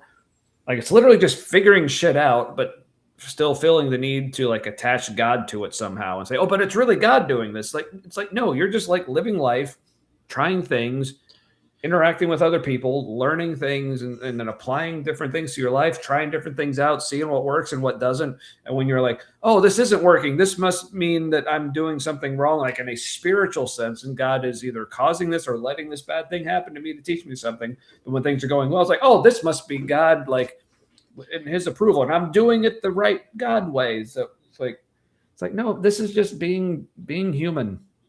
You know what though? I have less of a I'm less offended or bothered when people take like good, like healthy emotional mental progression and reframe it in Christian language. Like that bothers me a lot less. And Yeah. like I'm more comfortable working with that and using somebody else's terminology in that way. But when a few people have done it already so far, where you take sort of redirect or hijack like a good growth trajectory and kind of like shove it back into a spiritual framework. And that framework may be counterproductive for actually healing or progressing. Like Chuck's thing where he was like, whatever caused him to seek the approval of others more highly than is helpful. That's not even addressed. It's just, no, just stop doing it. Do something else instead. What about why the motivation to do that? Like, why is that an automatic thing that's happening? Like, why when he's on autopilot, that's what happens. Yeah. In NPC mode. Yeah, that's a thing for sure. Anyway, like believe in the thing that he's putting before me, or just even like making better decisions in line with who he is. Yeah. I could pretend like I always get it right, but even in the midst of that, I bargain where God doesn't, or I test where God is like, go, try it out, Right. Find it, go buy that thing or go do that thing, and then reconcile with it. But then that becomes the like refining in me. Yeah. And not just to be like, oh, and I tried something really terrible, and I was like, okay, God, you were right. But more of a like, I sometimes feel like I know best or I know better. Mm-hmm. And God doesn't just strike me down in that space, but I do feel like things like he doesn't strike you down in that space. Okay, cool. But in that again, space, gods that don't exist also don't strike you down in that space, whatever that means. But yeah. So Daniel Price had this thing earlier. I bet none of this 4 was on a homeless person if they were on fire. I feel like 3 out of 4 would. That was my response, but I don't know which 3. Yeah, I think Chuck would. I feel like I think Chuck they would all be like empathetically, like emotionally put out by someone hurting. Here's the thing. And like I was talking, Tommy and I were texting earlier. It's so weird how Crossroads does this stuff where if we hadn't been involved in it and like known, certain people, like I didn't really know Chuck, but I'd been around him a few times. Like I think he genuinely is concerned about people and is doing what he thinks is good to help them and wants to help them. But just kind of across the board, people in charge don't seem to grasp how damaging what they're doing is, but they're doing it in such a way that it really seems like they're doing it on purpose, but they're not. They're like saying, doesn't seem like they are. It's more like the ends justify the means. So like we're going to use this manipulative kind of marketing tactic or this like subtle gash washing. Why did I say gash washing? That is not gaslighting much at all. But they do all that kind of like heinous stuff, but like because it has these things that they filter as God blessing what they're doing, they keep doing it, and it's the same kind of stuff that an awful person would do consistently. Yeah, it's really weird.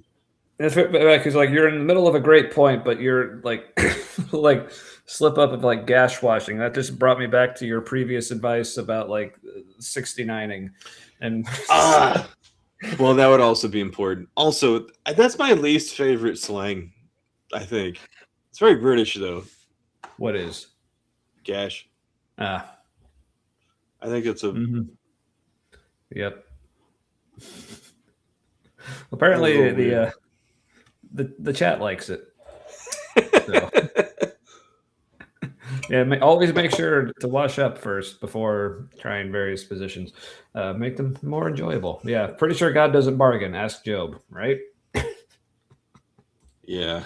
All right. So, but again, so does anyone remember what the basis of this entire conversation is? Isaiah 5, which again, here I'll bring it up again. They've paid lip service to it, but it's they are far from it. So we have this story again, like Isaiah using the metaphor of a vineyard whose like hedges and walls of protection are being removed because it's not producing the fruit that the vineyard keeper or whatever wanted it to. So he's like, all right, fine, you're not doing what you're supposed to do. I'll remove all the protections and let things happen. So you'll be trampled and destroyed and burned or whatever. But this is an allegory or metaphor or whatever for God's judgment on Israel, and that judgment being exile and death. Like, this isn't about learning a lesson or seeing how we can grow. This is God saying, I am done with you. You are going to die. And that is it. But they're bringing this all back to like, well, yeah, but in my life, this is all of this verse, this passage speaks to me about all these. I mean, I would say like minor, especially compared to what the passage is actually talking about, relatively minor inconveniences and disappointments or things just not going completely right in life. And they're like, yep, that's what this is about. That's what this is like. Yeah. Okay, yeah, so I just caught that too.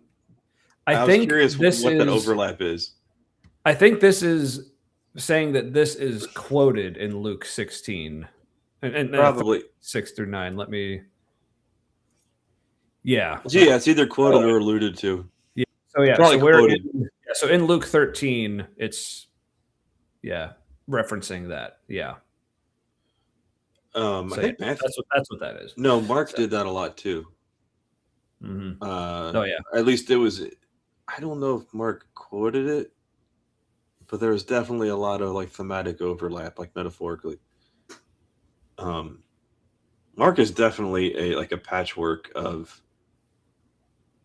what seemed like word of mouth kind of stories. Oh, like sorry, I realized put together in chronological order. Yeah, sorry, I realized I wasn't actually sharing this tab while I was doing this, but yeah. So if you click on the Luke 13, 6-9, it takes you to there, and like, so yeah, when Jesus is talking, I guess it leaves another cross reference to this. So I guess he's referencing it, or it's similar in how they're being presented. They assume he's referencing it. Yeah, I guess. I don't know. All right, but yeah, well, but this be whole thematically similar enough. Yeah, but all right. So again, both of us not biblical scholars. We're not experts on this, and I know like the way that like Jewish people handle their scripture is like very like highly like up to interpretation. Midrash is a thing where it's not really so much about what is the actual literal original meaning of this, but more like using like how is it more broadly applicable, like, or how else can we interpret it and like apply it to different situations? Like, what does it mean to us? Like, it's just constantly, as they might say, like being in conversation with the text, and not just letting it be this stat. This is what it means, and that's what it always means, and it can mean nothing else, but making it more dynamic, But again, but I feel like again there are probably at least some limits on that, because to me it feels like taking this story that's supposed to be a metaphor for Israel going into exile, much of them being killed, because of like God's like, look, you have like fucked up for too long. I'm just not going to protect you anymore. And now like you're fucked. And that's all there is to it. But for them to try to relate that to, oh yeah, but I feel like in my life, God has also removed hedges of protection around me. And where it's like, I tried to do one thing, but other people got annoyed with me. And I'm like, oh, this is bad. And it's like, this is not at all like the level of what the story is actually addressing. No. So I was thinking about this earlier. This would almost be like, it's like, okay, think about, so keeping it with the nation of Israel, but different nation of Israel now, of what Israel is doing right now in Gaza. Mm-hmm. Or southern Lebanon, or all of Lebanon. Right? So that's like the kind of level of what happened to Israel, like in this passage, something like in that arena, But Yeah. but this would be like someone nowadays like reading like news stories about what Israel is doing to these people and like saying like, yeah, this is so applicable to me because, I feel like in my life, I'm going through like my own kind of genocide in a way, because this one time I tried to plan a vacation, but I got too strict with my planning and my family got annoyed.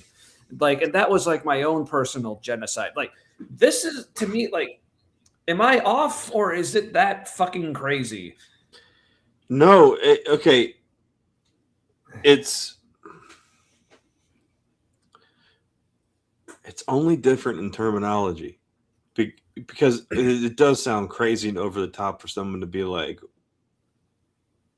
well, what this genocide means to me. Like Right? that kind of thing. But that's the only reason it's not weird to say it about the Old Testament. The only reason it feels less weird to a lot of people is that it happened so long ago. So long ago, this is just a story. Unless you're Jewish. Right. And then this is offensive. Also, hey, Bartholomew, good to see you. Howdy do. Like, what's good? Not what we're watching. That's I mean, it's good for different reasons. Like this is there's lots of layers with what's happening here. Well, this is what I want to know. Which verse references the allegory of the gash wash?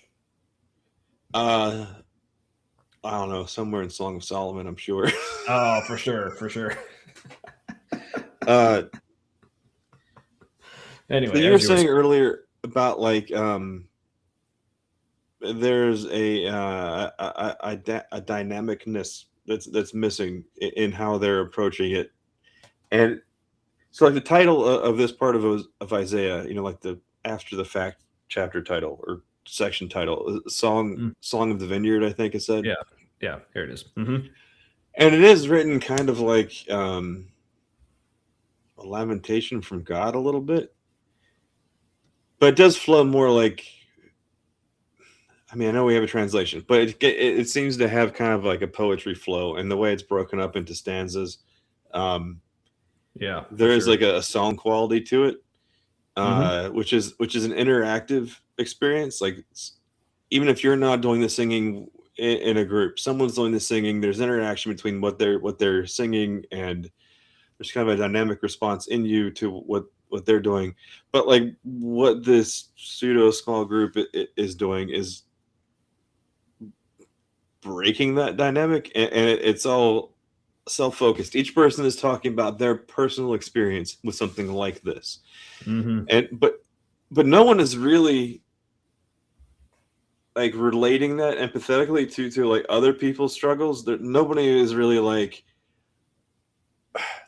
there's a lot of individual sharing and no real connection, it seems, with people. Yeah. It seems like they all have their own things that like, well, I don't know. What a colonial fucking thing to do, to trivialize other people's experiences to your benefit. Right? Yeah, this is why I like use the like more stark, like current example of like horrible shit that's going on in the world right now. Like, and can you imagine trying to use that? Like, well, this is how it applies to my life. Like, no, it does not fucking apply to your life. Like, this also, is a completely it's a lot of Old level. Testament shit. What's going on in the Western Asia right now, Mediterranean area. It's some Old Testament shit. It's people taking scripture stories too literally and too factually, and it makes it too easy to keep on doing what you've fictionally always done, supposedly. Right. Yeah. When you were never really like a kingdom potent enough to do most of the stuff listed in the Old Testament. Now you're LARPing. Good fucking job. Yeah. Yeah. So again, like, so for the people who were with us earlier when we actually did read through most of Isaiah 5, but if you weren't, like, go back and read it again, like on your own sometime, and just figure, like, what does that have anything to do with what these people are talking about right now? Loosely related. Yeah, it's like fucking like ballsy, again, actually, to use Isaiah 5 for this topic. right? Yeah, it's like you didn't have to. Like, there are so many other verses you could use to talk. Again, is this apparently, because this has been the theme. Thing. Yeah, with all the different like sermon messages we've been like covering on them, like every single fucking time there's a Bible verse they bring up to make a certain point that either one just has absolutely nothing the fuck to do with what they're talking about, if not actually says the opposite of what they're saying. But now apparently with the daily that they're doing here, like, that's just apparently the whole thing. Like, that's all this is. Like, oh, you know that thing that we did occasionally during the messages? Now we're just going to make that a daily podcast. Do it all the fucking time. Like, that's fantastic. This is shooting yourself in the dick to success. It's the self-help book by Crossroads. It's like, well, it's got to get better at some point. Just keep going. Like, what if they thought, okay, what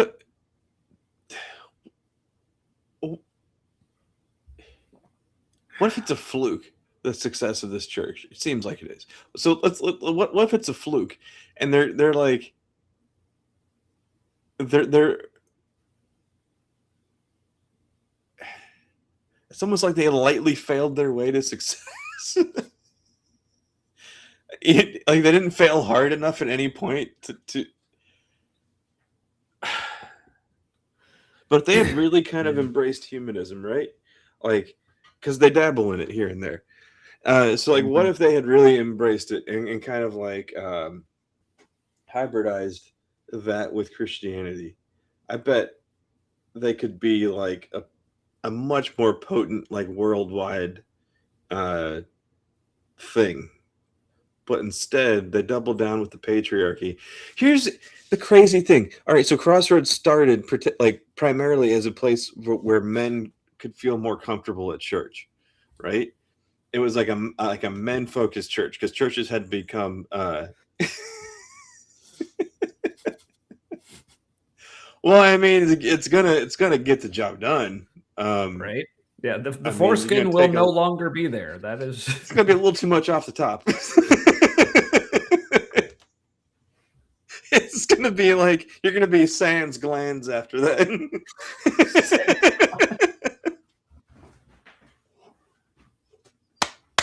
I didn't know that was coming until I said it. Oh my god, that was fucking amazing. I know.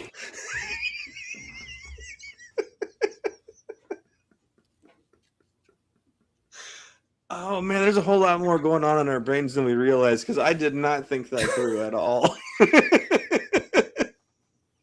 But it was like it was in there waiting. Like I had thought this through in the past. And I was like, man, if there's ever a time we're going to use this.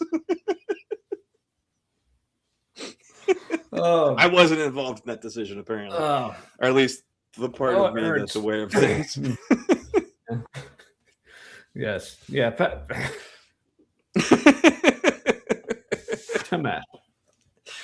Oh, that was good. That was fun. Oh, fuck. Man.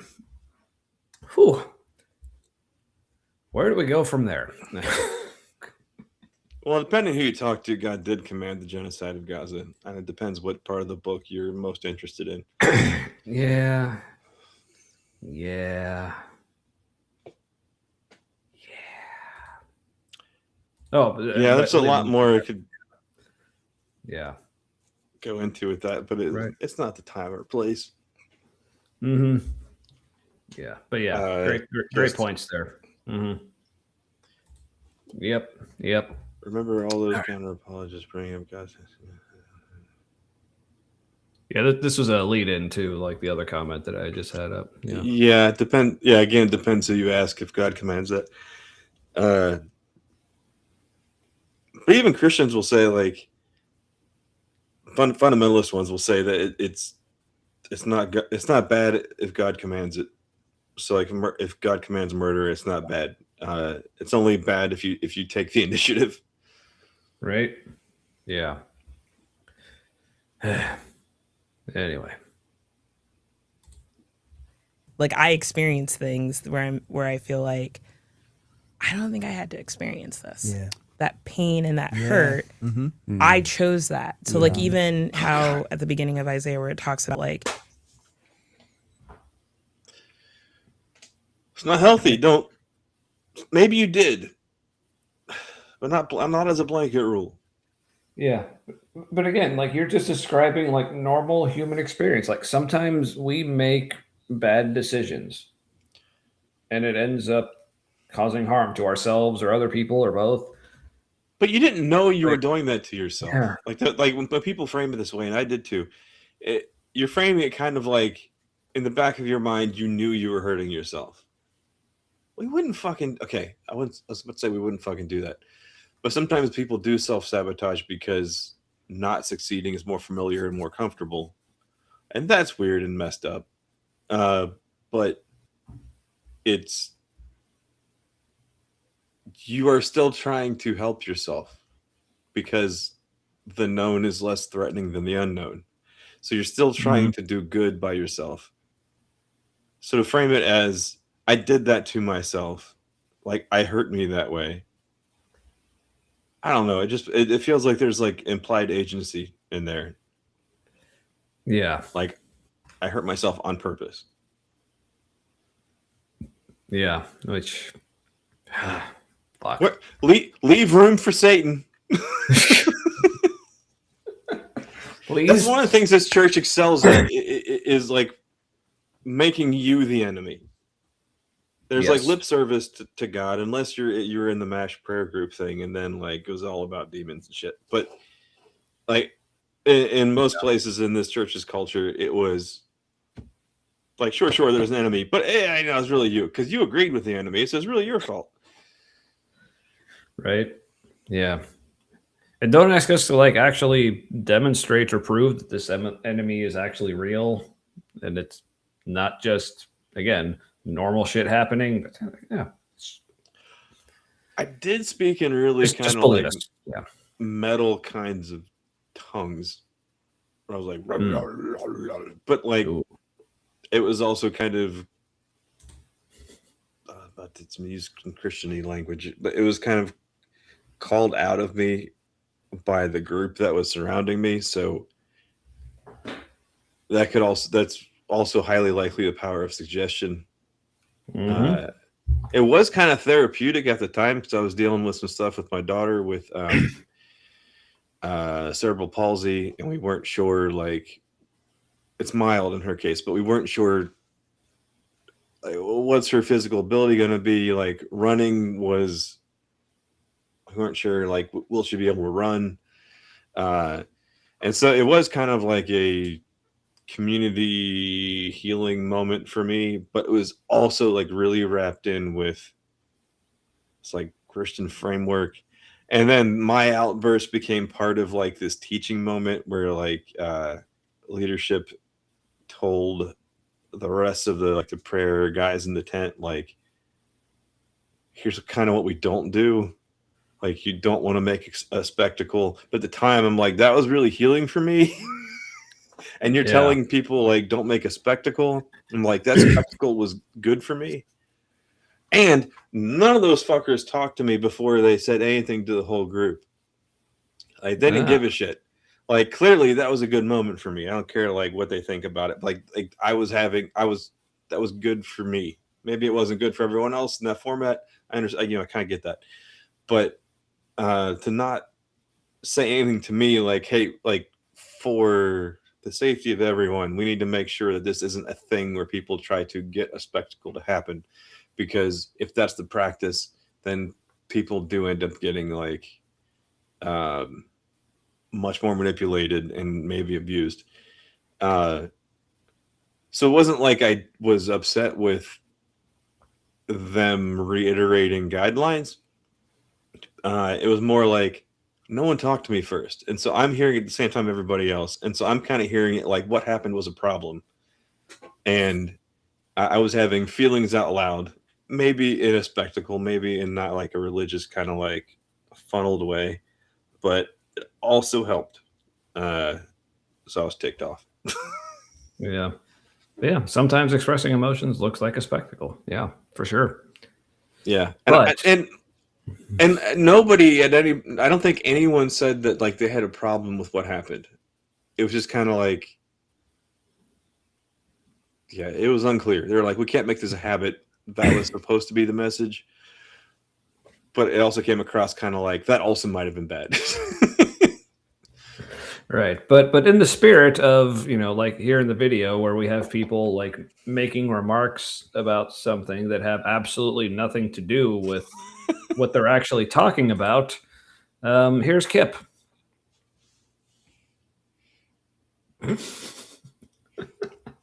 Okay, look, I don't speak Canadian, but this sounds like a euphemism for something sexual. and maybe a little gross. like, are we going to get like, I'm going to say, if we were actually to the point of monetization, would we get demonetized for that comment? Should I not have put that up? Is that like Rocky Mountain oysters? Salmon berries?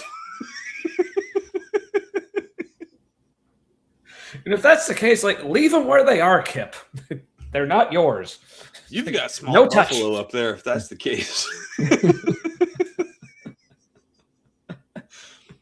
So for those of you who don't know, Rocky Mountain oysters are they bull testicles or are they specifically bison testicles? One of the two. I don't remember which, but yeah. I want to say they're bison testicles. Mm-hmm. But yeah, it's yep. Mm-hmm. Yep.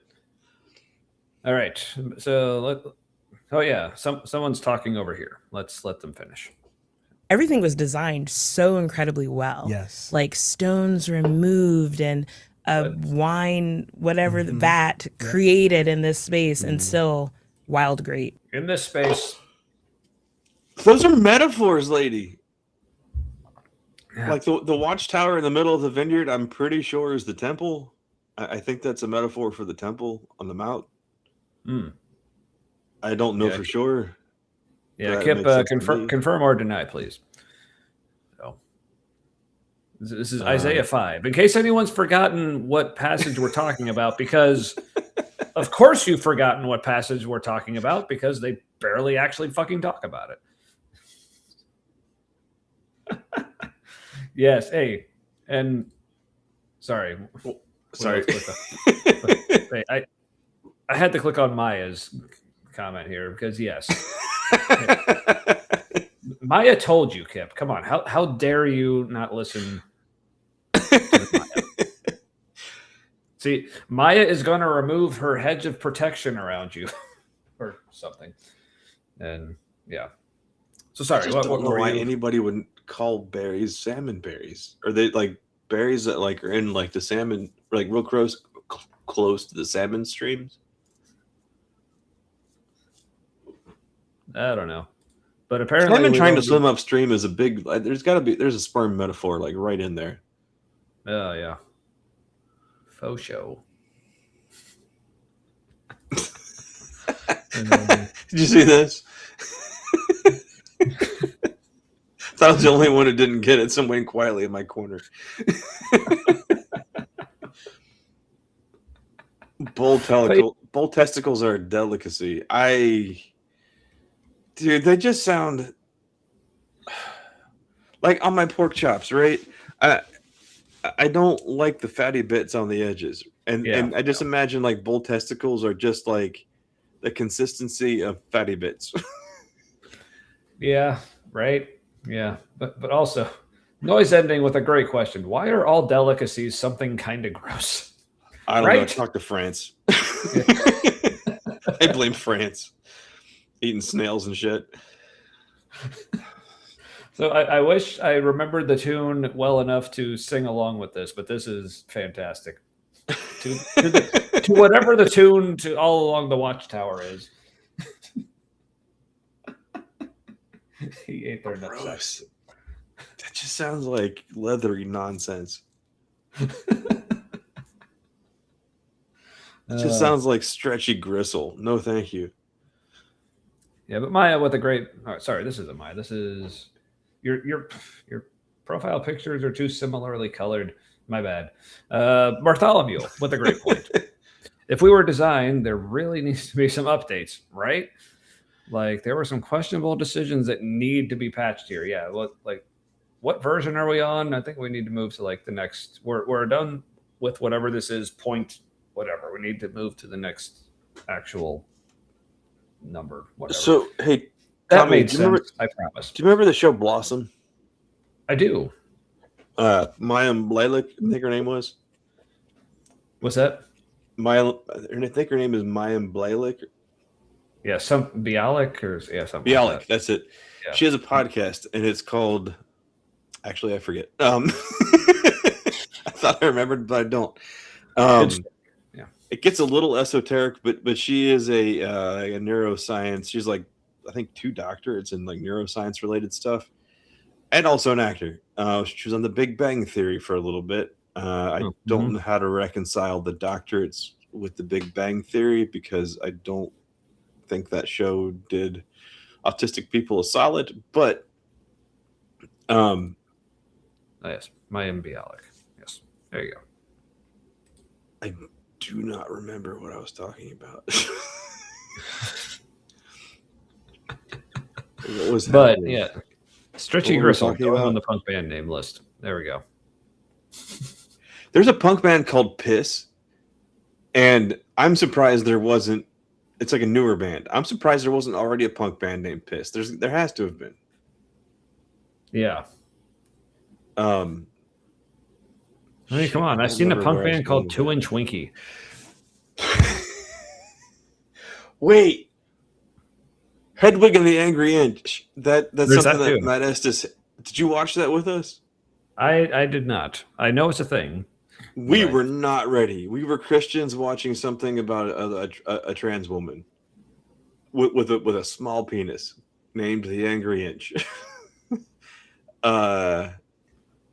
Yep, that was not okay. At the time, we were not ready. Right.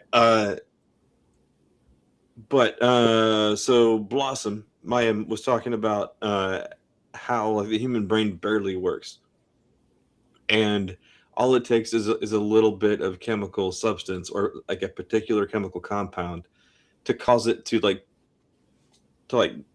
turn its tuning knob and fuck with the perception of reality so much that like we're not sure if what we're seeing is like us tuned into a different. Is that also reality, but just with our brain tuned a little differently? Like, how do we even know like our loosely common experience we're having right now is accurate? It's just how we filter it. There could be a whole lot of other shit going on that wasn't important to our survival to know about or be aware of. Oh yeah, for sure. That's crazy. It is. It is. You know what else is crazy? It's like, yeah. Miranda with speaking of the whole like design thing, yeah, can't confirm the clotting cascade is not intelligently designed. Yeah. Could definitely do without that, please, and thank you. So, Dr. Kip, yes, she has some pseudoscience people on there, which bothers me. She also has people who know what they're talking about and it's like fringe stuff, but they actually know what they're talking about. And it bothers me that they kind of get lumped in with people who are just out there. She's had Neil deGrasse Tyson on a couple times, and when he's talking about astrophysicist stuff, like he's great. But when he's talking about stuff outside of his field, he'll often use incorrect terms, and I just wish he would stop talking. I'm not talking about just the UFO stuff, but like astrobiology or like earth-based biology. He doesn't stay in his lane of knowledge, and it bothers me. Yeah, which is why also he loves to have a book about whatever is popular enough to have a book about. Yeah. Anywho, all right. Remember the video we're watching and the goddamn play button that I'm actually I don't know if I'm disappointed or happy that like the chat has stopped telling me to hit the goddamn play button. I was like, do you just not care anymore, or are you cool with the tangents? I don't know. I'm waiting for them to say some new things on the video. Yes, Grew, and I feel like that's my nature. Yeah, is to be the wild grapes. And Yeah. God's like, okay, you can let me tend you, or Right. be sour. What's your choice? So. Yeah. So good. You know, well, at least she's actually referencing the passage again with like the whole like sour grapes thing. But yeah, But the wild grapes are bad. Why would God let you be wild grapes and that's good? yeah, sounds like he's just not tending this vineyard very well. If there's like all this like wild grapes and shit going on. Also, yeah, her posture while she's sitting and the way she's talking, I don't think wild grapes fits her as a metaphor for her personality. Like her shoulders are kind of tight the way she's sitting. Like she doesn't seem like a wild person. yeah. Sorry, but this is funny. But sorry to correct you, Debo. No, Debo is the person they aren't letting talk. Oh. Yeah. Debo is the person that Chuck directly asked a question to, didn't let her answer, proceeded to answer the question himself, and then deferred to the white guy. That's how that whole thing was. But yeah, the video is the tangent. That's It's usually how it goes. Mm-hmm. Yeah, I think that's actually how Matt described our show. What if the premise is the tangent? And yeah, I think that's kind of our whole like ethos. If that's that thing. What kind of mics are they using? Those look like, I don't know the exact model number, but they look like a Shure, like whatever it is, but they're pretty. That's what I was going to say. Yeah, they're Shure like mics are really popular. Yeah, but especially this particular model is like the standard for this. But yeah, you know what bothers me? Podcast recordings, all that. So Britt Hartley has kind of a podcast mic, but the shape of it, I don't know very much about mics, just from picking up what you talk about it. But her mic looks like it's a little bit more directional than normal, and when she gets outside of there's like a tighter window of like where the mic picks up her voice really well, and if she backs away from it just a little too much, like the drop off in the volume is substantial.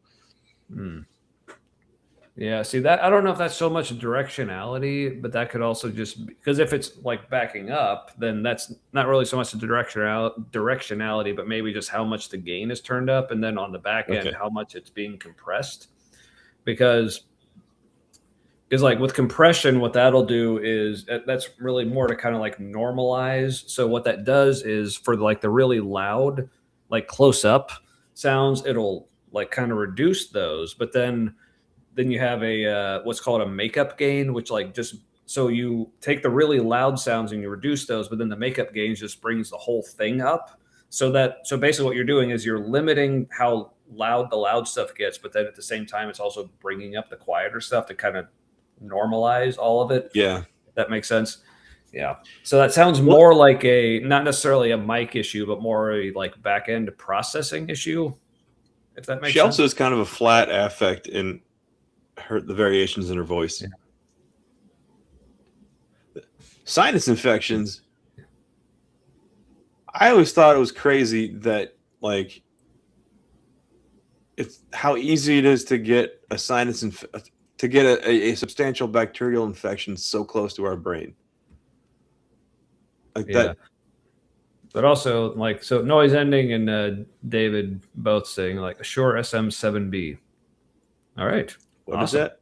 Oh, all right. What kind of mic this is. So I'll take both your words for it. So cool. All right. I do appreciate how the mic stands are not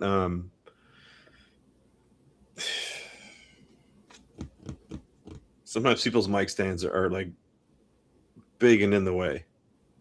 These are kind of nice and off to the side. Mm-hmm. Yeah.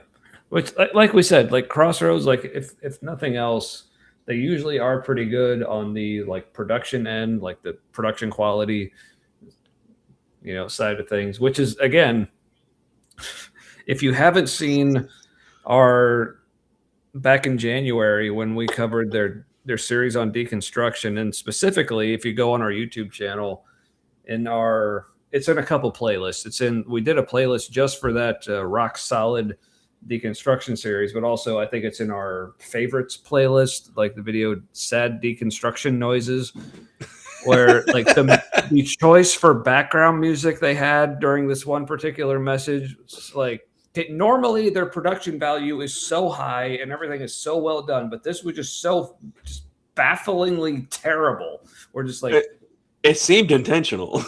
Mm-hmm. Yeah. So go look for that. Yeah, sad deconstruction noises. That's one of my favorite little clips of anything we've ever done, and it makes me smile every time. Anyway, so let's. They've done a great job not touching the mic or the stand. Yes. All right, so let's hear just what it is that Chuck is about to say into his Shure SM7B. Wait, is it? If you like to waltz with, it wasn't potatoes, was it? Yeah, it was potatoes. That was Larry the Cucumber singing that. Well, it was a lot of them were singing. It was the opening theme song. It's if you like to talk to tomatoes, if a squash can make you smile, if you like to waltz with potatoes, up and down the produce aisle, have we got a show for you? And I will not continue. That was well done stuff. Yes. I mean, honestly, when Bob Tomato would like bring it all home with his little like talk through before or after, that was the worst part. Yeah. But with QWERTY, and so what we have learned applies to our life. Yeah. Okay, anyway. That song is good. Yeah. So anyway, but bringing it back to this is basically like this. The Crossroads panel here is saying like, well, here's this verse that was very specifically about Israel and the judgment that God was going to bring upon them that was just like complete and devastating. But we still need to find a way to apply it to our lives now because it's the Bible and the whole thing is you're supposed to be able to do that with all of it. So let's all right. So Kip, biblical scholar confirming. Bob did sing. All right. Thank you. We appreciate that. He is the expert or something. So. Also, I don't know what DP is talking about missing his little dude. I don't know if that's like a kid or a... Yeah. But yeah. A lot of weird nostalgia. Oh, the feels. Veggie Tales. Yeah. Man. All right. Man, we had kind of a immature college friend group a little bit, didn't we? We used to watch Veggie Tales. Like as a group. Yeah. Yeah. I don't know. That definitely wasn't the least mature thing we did, but yeah, that was what was the least? I don't know, but it probably had something to do with Brent. So Yeah. But anyway. Brent. Mm-hmm. Are they back in town? I don't know. I remember things were happening. Yeah. And I was like, Brent, just get diagnosed. You're autistic. Doesn't mean something's wrong with you. It just means you, and it's okay. And yeah. Anyway, back to Chuck. You get a clue at the beginning of Isaiah 5 because it says this is a love song. Right. Well, I mean, there's probably some love songs that sound like that on the radio today, but like it's a love song. Though? So whatever comes next, the hardship, the removal of the hedges is for love. So okay, so again, back to the passage here. So here's what he's talking about at the beginning. It says, I will sing for my beloved a song of his vineyard. My beloved had a vineyard. So basically this is Isaiah, or whoever's writing Isaiah here. Yeah. Saying that Yahweh is his beloved. It's a love song for Yeah, God. see, now, so earlier today, You sang a love song. No. So I asked ChatGPT about this. So again, this is ChatGPT take it for what it's worth, but I just loved the response. So I asked it, I heard someone interpret Isaiah 5 as a love letter. I used letter instead of song, sorry, because it begins by calling someone my beloved. Is that a good interpretation? ChatGPT starts by saying, not really.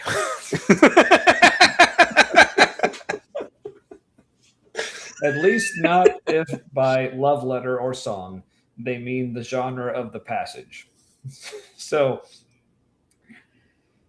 yeah. So basically, all it's saying is like Isaiah is just calling Yahweh his beloved. That's really all that's going on here. And then he's saying, oh, and by the way, the person I'm calling my beloved, he's really pissed at all of you. So to call this a love song based on that, it's like, no. No. Chuck is really subtle about having like a slightly, not like traumatic response, but just realizing how often this is a thing that happens. And I don't know if it's just him that does it at this church where they'll reframe something in a way that just isn't. Mm-hmm. And it's that whole like gaslighting for Jesus thing. I think they might call it marketing for Jesus or something more akin to reshaping the narrative. Right. Also, sorry, DP. Take care of you as well. But Miranda, no, this was earlier today. So this was like before the show, but like we apparently at least had a Bible scholar in chat, but like I don't know where he went. I mean, he's free to chime in at any time. That would be great. He loves telling us about like what he's eating, but when it comes to anything actually useful, he fucks off. I just love that like just the idea that you're using ChatGPT to teach Kip things about the Old Testament. Flint and Steel Bluey is such a good show. Fundamentalist Christians do not like it because of the toxic empathy. God fucking damn it. That's right up there with like saying people who are anti-fascist are evil. They're the bad guys. Neat. Right. All right. Yeah. Anywho. Tell me again how Germany went sour. All right. So again, like try to keep in mind, like what connection does any of this have with the actual scripture passage that they're discussing? Oh, none. Yeah.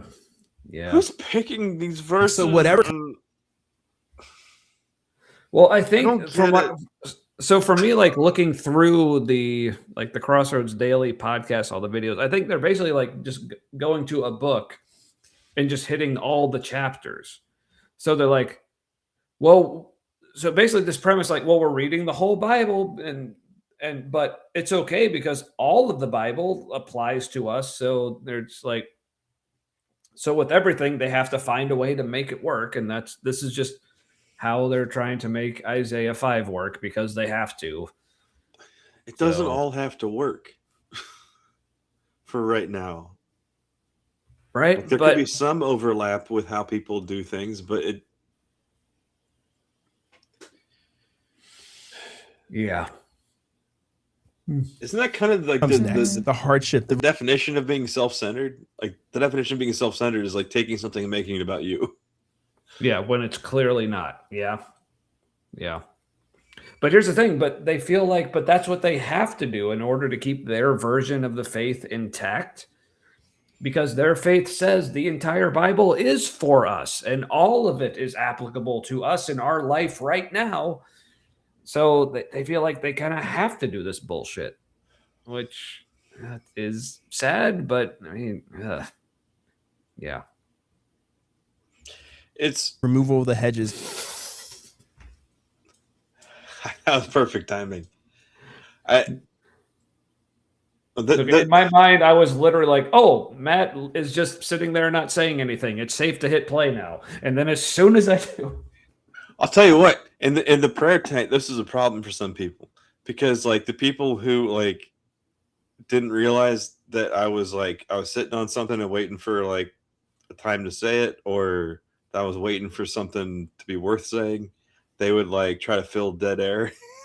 and then they're like, oh no, it's like you're gonna talk when you have something worth saying. And anyway, I think it's kind of frustrating that this passes for a deep dive of scripture for them. Mm-hmm. And it just to bring back the veggie tales here. Yeah. So, but I think David here just fucking nails it. See, Isaiah is in a space that we really need to dwell in. The discomfort is part of the process. We just have to listen for that still small voice while we sit in our mess. It's how we draw closer to God. That was a fantastic attempt. Yes.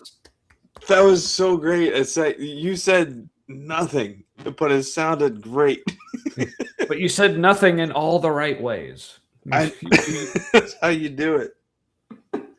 The only thing better than circular logic is to stand in the middle of the circle and marvel. No, you got to stand in that space in the midst of the circle. In the tension of the now and not yet. Oh God, fucking damn it! You mean where nothing exists? Although that is kind of deep in a physics way, because I do kind of wonder if everything isn't happening all at once, but there are just some things that are happening more now than others. Yeah, maybe it's just me being autistic, but I tend to like experience my memory of things as if it's also happening now. It's just happening less now than the now. Yeah, I don't know what this means or why, but yes, thank you. Is God the diaper, or is God the rash? Oh, and you're developing it for God. This is penance. Yeah, because everything's doing it so God doesn't have to. Yeah. Fuck. Sacrificial diaper is for love. So, question for you guys as we kind of wrap up today. What do you know now? What the fuck even happened? Wrap up. Like, we haven't even talked about. We haven't even like appropriately talked about the passage. Now we're just wrapping up. Nobody said anything so far. I know so little, but every person's struggle. Yet I'm supposed to be like, well, this is a great example of a small group discussion. Yeah. This is supposed to be the model. But again, so this is apparently like a daily thing. So yeah, if you're making like video content that you're putting out every day, it's like, yeah, some of them are going to be clunkers, but given what this is supposed to be, which is like studying the Word of God and the whole like where 2 or 3 are gathered, he is there with them, and so so you would think like the very spirit of God himself is behind all of this. Like there should be no clunkers, but yet here we are. All right, so what you were Yes. just saying reminds me of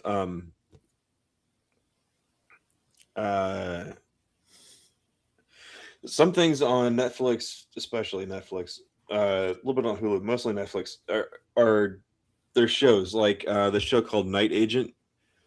It's a bad show. It's a terrible action show. I have a good time watching it, just finding all of the awful things in it, like the holes in the plot. Just like spies don't do that. He didn't tie a proper cleat. He didn't tie a proper knot on that boat cleat. He just took pulled up his little motorboat and went with the rope around the cleat. Like that boat's floating away in a minute. Anyway, those are called like second screen shows. Like somebody's doing something on their phone and they also have that on the TV. That's what this podcast feels like. This is for like listening to you while you drive to work, you're doing laundry. Like it's supposed to loosely engage your brain enough to scratch that itch, but not really do much of anything. At least this episode. Yeah. Yeah. Also, sitting in your mess does give you diaper rash. This is true. It's true.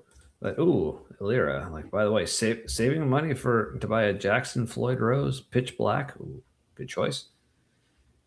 Cheap and tuning him is a bitch, but pretty useful for aggressive betting. Yeah, Jackson. Like okay, so I'm not a guitar guy.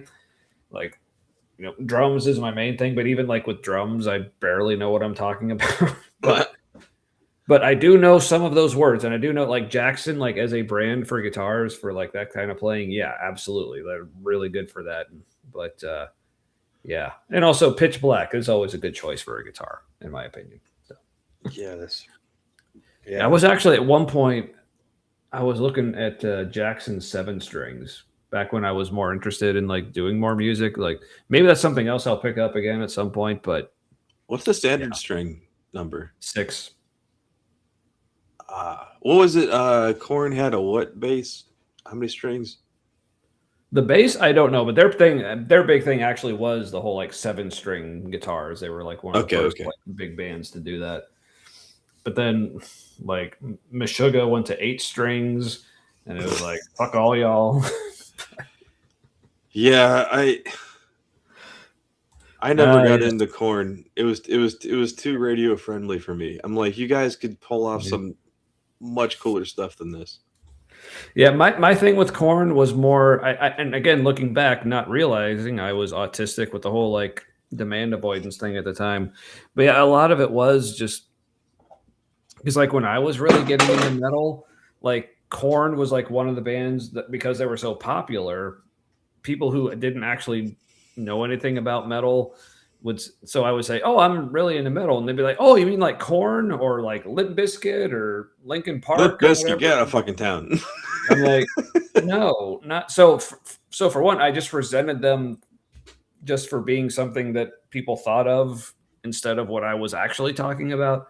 But the way I remember describing Korn because I had a lot of friends who were into them, like when I was in high school, and I was like, okay, I would be more into Korn if one, their lead singer, Jonathan Davis, would stop singing and just play bagpipes because his voice annoyed the fuck out of me, but I fucking love bagpipes.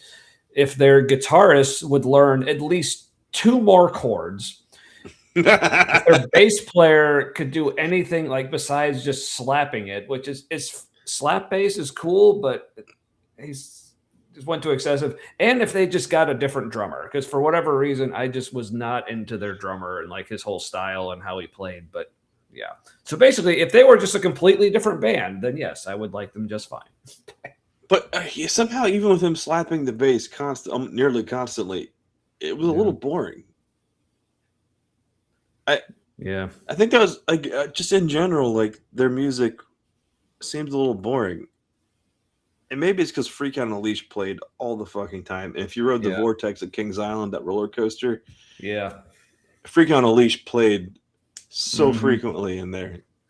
Yeah, but really, my whole thing, well, not just them, but the whole like new metal genre. Like, I just got so tired of the whole shtick of like, oh, we're crazy and mentally ill, and like that was just kind of their shtick. And I'm like, okay, It's so performative and yeah. It seemed like no matter like all the bands, like somewhere and like on their album covers or in the videos, it had to have someone making posts like or something with everyone their had to tongue like out cock like their yeah, and like everyone had to have like somebody had to have their head like cocked to the side like this, like, oh, I'm insane, everyone. Okay, we fucking get it. and other people tilted in the other direction.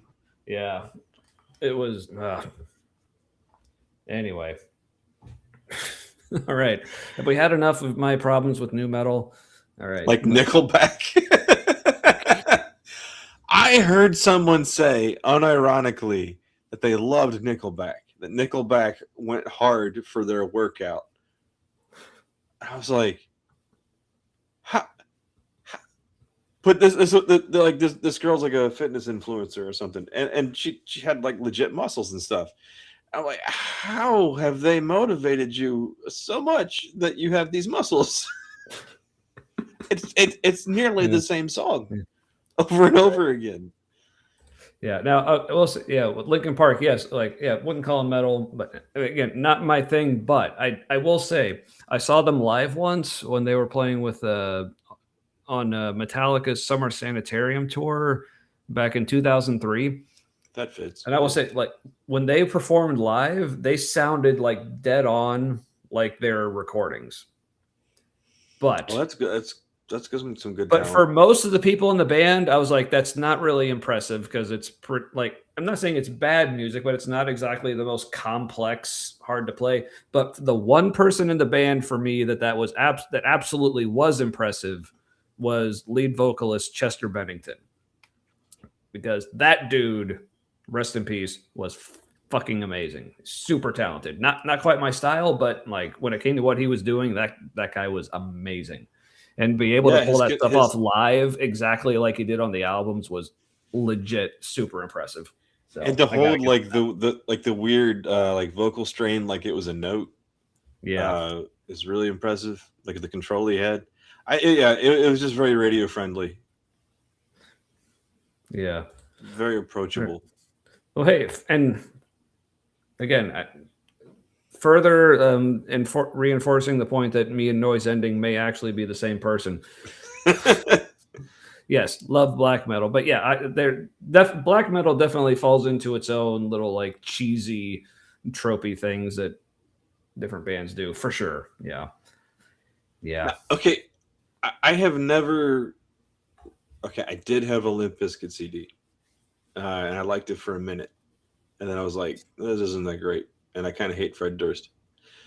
But yeah, I do like Wargasm, which is a new metal band. And Fred Durst does do guest vocals on one of the songs. It's not one of my favorites. But weirdly, I like that band. It's kind of like they took what Limp Bizkit could have been and just cranked it up. And like, they are not radio friendly. It's based. Yeah, all their songs are basically about violence and sex. One of the vocalists, his thing is the violence, and the other one is the sex. But like, they also switch back and forth, so it's kind of like sexy violence as music. Nice. All right. Well, let's. Well, hey, we're actually kind of almost done. So, but there's something home, Chuck. Token White Dude says at one point that I really wanted to touch on as well. Oh, he still gets to talk? Is he care the final of word? God that you didn't know That's before he removed hedges and let you go through something difficult. Oh, yeah. The whole like, sorry. I feel like Chuck was in the middle of something I like had started to comment on, but imagine this, we got sidetracked. And then, oh my goodness. Damn it. I did it again. Buffering. Yeah. So yeah, get us enough subs so we can actually get monetized. So maybe I can afford like an actually good laptop, so this doesn't keep happening. Hey, when did the loading pinwheel get so damn fascist looking? This is boring as fuck, and they're all like this now. It's just a little pulsating circle shit that happens. Well, hey, it's letting me play now. All right. Okay. For love. So, question for you guys as we kind of wrap up today.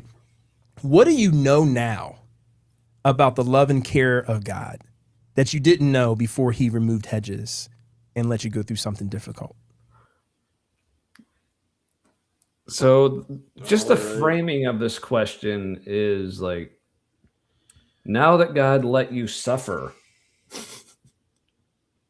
how much more do you know about how much he loves you now? Like, God, fucking damn it, dude.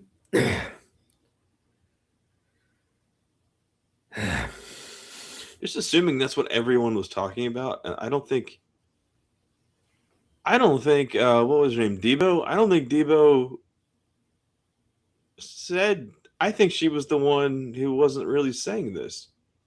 Yeah. He's reframing her story like, we're all saying this, right? We're all saying that God lets us suffer and it's good and we learn things. And I'm wondering what they cut out if she said more or if she just didn't. Yeah, but also like, well, thanks for hanging out, Alira. Always good to see you as well. Enjoy your day. Have a good day. I have no idea what your day is made of, but have a good one. Yeah, and thanks for making us part of your morning. That's really cool. So, all right, well, let's see how they answer. For me, the difference is just that what I know about him is just that I know him, and I think before it was like I did not see and taste and really just feel how good he was and what he had for me and what life. Taste and feel. Better get consent first. Why do they always say taste? Why do they draw it out so weird? Right. Yeah. Replace God with Frank, and it's easy to see how abusive it is. Yes. Taste and feel how good Frank is. The mighty Turek. And his fuck. But Frank Turek, his royal booblessness. By force. But what I would want to ask does he have like the same scars that trans people have? I mean, maybe. I mean, he had his top surgery, so oh man, why not? Yeah, can we get him in a calendar? Please no. Frank in a trans calendar, a trans pride calendar, a gender affirmation pride calendar. All right, let's move off of this. Dickhole. Let's move off of this as quickly as possible. Thank you. So what I would want to ask, our dear token white friend here is when you say, well, the difference is now that I know God, like, what does that mean? Like, how do you know God? He's actually about to answer this, but this is what I would want to know.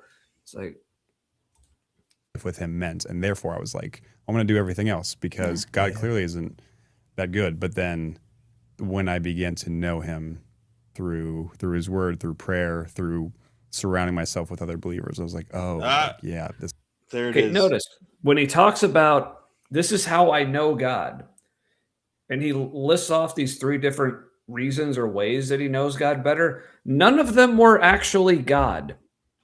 Yeah. And the clincher is surrounding himself with other believers or like-minded people. Wait, what did I say? Damn it, Matt, I have to sleep tonight. Did you click on that too? Yes. I think it was your talk of the calendar.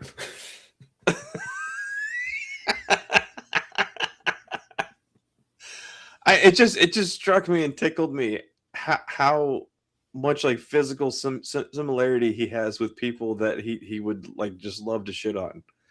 And just the hypocriticalness of it like visually hit me harder that time.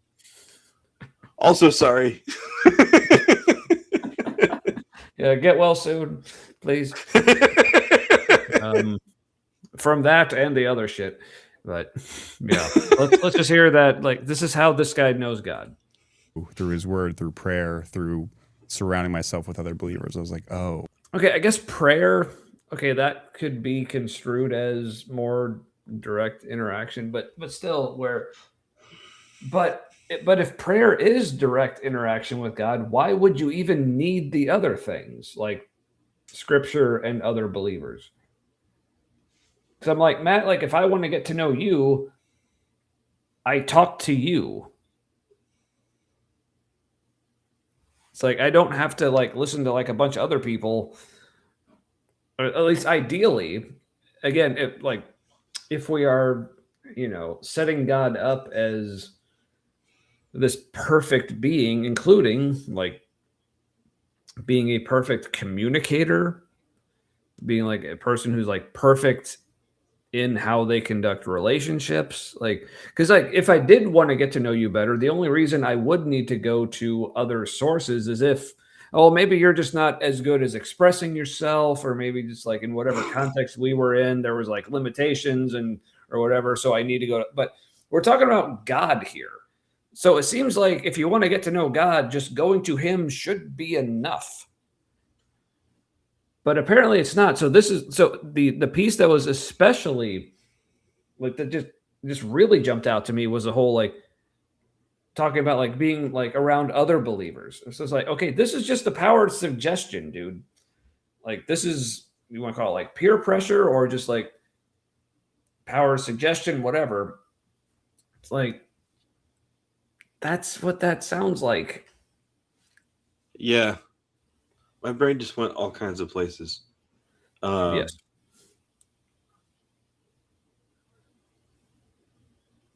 I'm looking back at the comments. It's weird that there's no mention of the Holy Spirit in all this. There's like Jesus and God, but no mention of the Holy Spirit, which is how you would supposedly know a lot of the things. Right. And like that should be the best information about God. If you're doing the whole Trinity thing. So that's interesting. Shit, I just forgot what I was gonna. Where'd it go? I don't know. It'll probably come back. Cool. It was something about. Somebody made a comment. If only prayer was DH. If only prayer could receive a response containing something that wasn't already within the Christian's head. Right. Yeah, it's kind of hard to test it when, because like, what if you are getting some kind of awareness, right, from some awareness beyond yourself? If it's always being filtered through this one particular language and story, and you'd never fucking know. Which is one of the things about my like experience with faith or church in general is if there was anything real about it, it was being filtered through like a preconceived notion. And how would you even know? Like it could be robbing people of something like real and factual. And the problem is we've decided what it means before you're exposed to it. Or before you even really figure out what the hell is happening.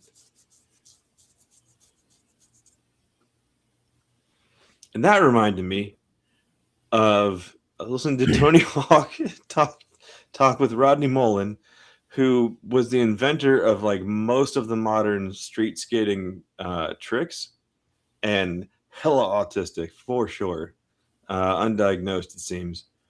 They were talking about how the first like big competition he was at, they had an old scoreboard and like it was only 2 digits and went up to 99, and like no one had done something perfectly before in like freestyle skateboarding. It was just a thing that like nobody did, and so like his score went up to 99 because they couldn't make it go any higher. He had a perfect run and they just left it up there like for the rest of the day. And like nobody else's score got put up on the board because they were like scared to take it down because this thing happened that like shouldn't happen. But then every year after that, all this stuff that was basically fucking impossible to do on a skateboard, kids were just like doing it more easily. And it was like this kind of collective learning and know-how that happened. Mm-hmm. And if that kind of stuff happens with just skateboarding, where it's like the next generation just doesn't have much of a problem with it, and it was like they learned from Rodney Mullen's effort somehow without actually doing it. If the spiritual stuff is real at all, trying to figure it out too hard, it's fucked it up. Yeah. Makes sense. Yep. And even if it's not real, trying to figure it out too hard still fucks it up. Indeed. Yeah, it works both ways. So either way, just stop it. Stop trying to figure it out too hard. Sounds like drugs, Kip. You're right. Mm-hmm.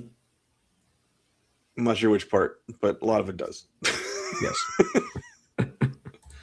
Like, yeah, I didn't know him, and of course I wouldn't want to follow someone I didn't know. And yeah, That's so good. My so learning- good. So good. But again, he's framing this whole thing and is like, because earlier he talked about his life, like, oh, I just wanted nothing to do with God, or I guess he didn't quite say that. It was more like, okay, I'm following God, but like I wish this wasn't the way it actually worked because I don't want to actually do all this stuff. And like talked about like trying the world and how the world wasn't satisfying, and there was like all that, but like. Okay, I totally derailed my own train of thought there. I have no idea where I was going with that. So, Matt, say things. Well, good old Barty Flint and Steel. Communion wafers laced with microdoses of LSD. There's a market for that. Oh, yes. That would be fantastic. Like if you're like an LSD dealer, right, and your trademark is it comes in like communion wafer form. Man, that is a marketable gimmick right there. Mm-hmm. All right. So sorry, I'm just going to back him up, see if he like rejogs my memory to see like what the fuck I was talking about. But so sorry. Other believers, I was like, oh, like yeah, I didn't know him, and of course I wouldn't want to follow someone I didn't know. And yeah, that's so good. Why is that creepy to me when he says so good? Maybe because it is a little creepy. Creepy. Yeah. Damn it. What was I saying? It was that whole like, why would I want to follow someone I didn't know? That was what kind of triggered something in my brain. But yeah, totally lost it. Yeah. There are people who. So there's like, there's a red button, blue button problem. Like ethical dilemma kind of thing. But the basis of it is there's like two main groups of people: the people focused on surviving, the people focused on thriving. And if you have, I think it's like more than 51% of the people choosing to thrive, then humanity thrives. But you have to get a slight majority of people behind that. So you can either like survive for sure, but it's like an authoritarian kind of approach. She didn't go political with it on No Nonsense Spirituality, but it was clear that that applied. It's like you need a slight majority of people to focus on thriving for it to work, or humanity falls apart and dies. You could just go the thriving route, but it's a dog eat dog, survival of the fittest kind of thing, and so it's just like death and destruction as like a means to survival.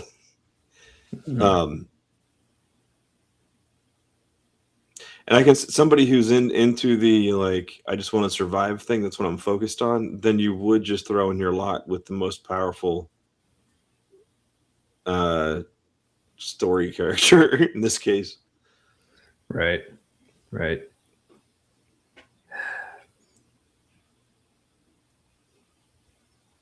Yep. Oh my gosh, that'd be fucked up. You don't want to replace 20% of the wafers with LSD wafers at a church. Man. Don't I you don't know what know? would be. I was about to say, I don't know what would be worse, Crossroads or a Catholic church, like replacing the wafers. But I think Crossroads would be worse because they have strobe lights and fog machines. Oh. Or that would that just enhance the experience for a lot of people? I don't know. I think you'd see God and it would kind of like turn inside out and be Satan or something, which would be accurate. Yeah. If there is a God, it's both good and evil from our perspective. Mm-hmm. Yeah, probably. If so. All right. Well, I think we're almost done or something. My learning has been I could lose it all. I could fail at everything. And I can still be loved by God. And I can still be loved by people. Sometimes that's the harder one. That's the harder one sometimes, right? Wonder why. Yeah, Is apparently it the more real one? Yeah, because apparently it's harder to convince yourself that like real people that you're actually interacting with love you versus a completely made up thing that like you're making up all the things about anyway. So you, like, yeah, you can just like, tell yourself, yeah, this thing that is completely made up loves me. Yeah, sure. But when it comes to the actual like real life people in front of me that I have to actually deal with, like, yeah, of course that can be harder. Like, duh. But anywho. But that's the invitation when we allow God to love us. That's another phrase that always like makes me. Oh, that's the invitation. It's like, did I have a choice though? Yeah. Again, like when do like people actually talk like this about anything else?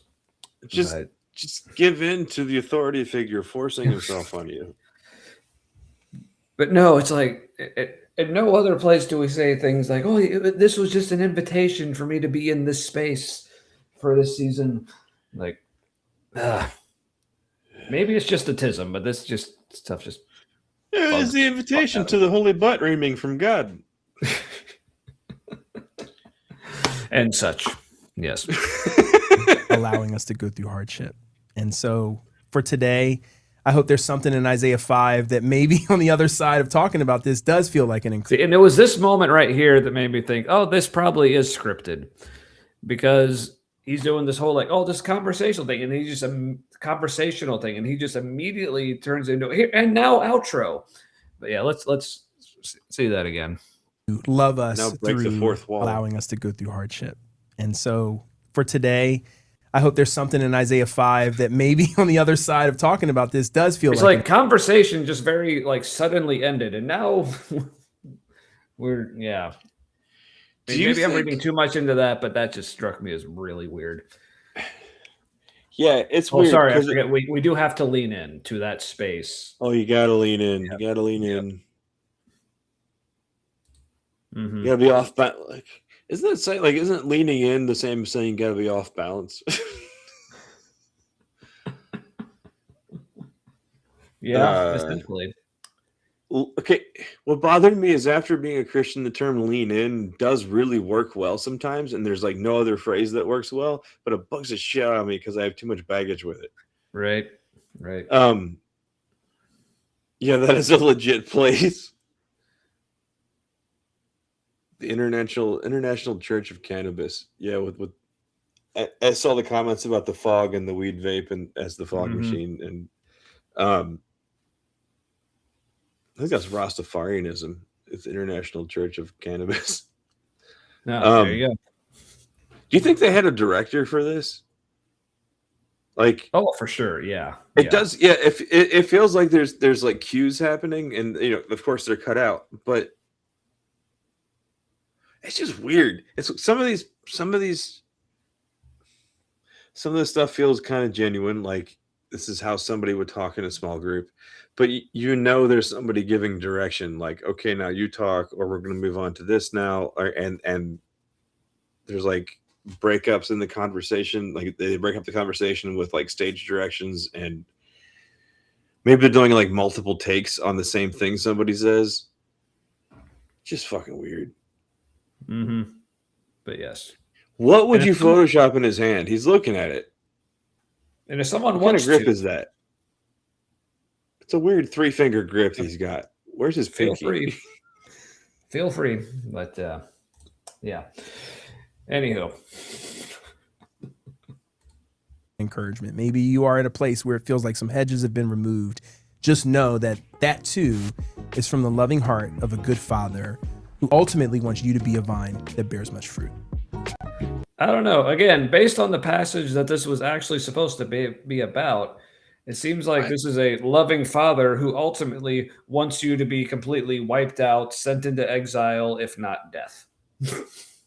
Yeah. Also, isn't Jesus the vine and we're the branch?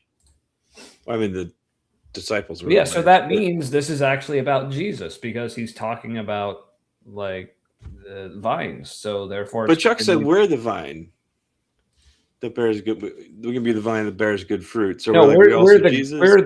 We're the grapes, and Jesus is the vine. But if we're sour grapes, then that means the vine was sour and bad. But not. He said we're the vine also. Yeah, like me and Jesus are the vine. I think that's the whole point of this. Is this none of this actually fucking works? Have I existed since before creation? If I'm also the vine? I mean, in a way. I mean, Jesus did say that his followers are the light of the world, and he's the light of the world. Okay, this is perfect.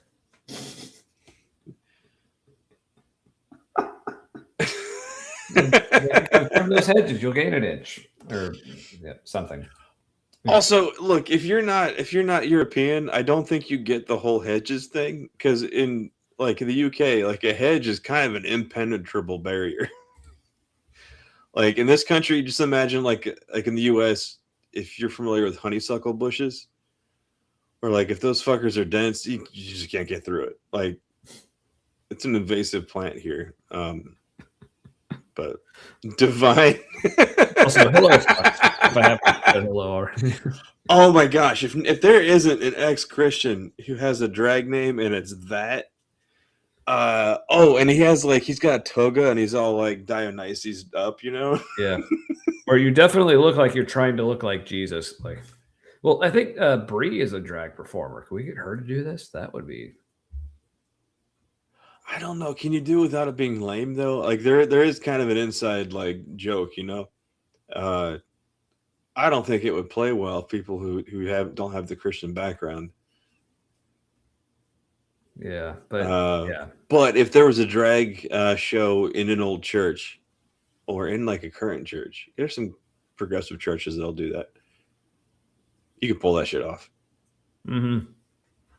All right, but I just want to make sure we're actually at the end and there's nothing else here. Yep, I guess so. All right. So was that song so porny in the beginning? What's that? Was that theme song as porny in the beginning? I mean, it was the same in the beginning. So, okay. I don't know why it sounded like 1950s porn at the end to me. I did not consent. Yeah, I don't know either. All right. Let's see here. So wait. VeggieTales drag show. Wait, that was a thing? You saw clips of it? That really happened?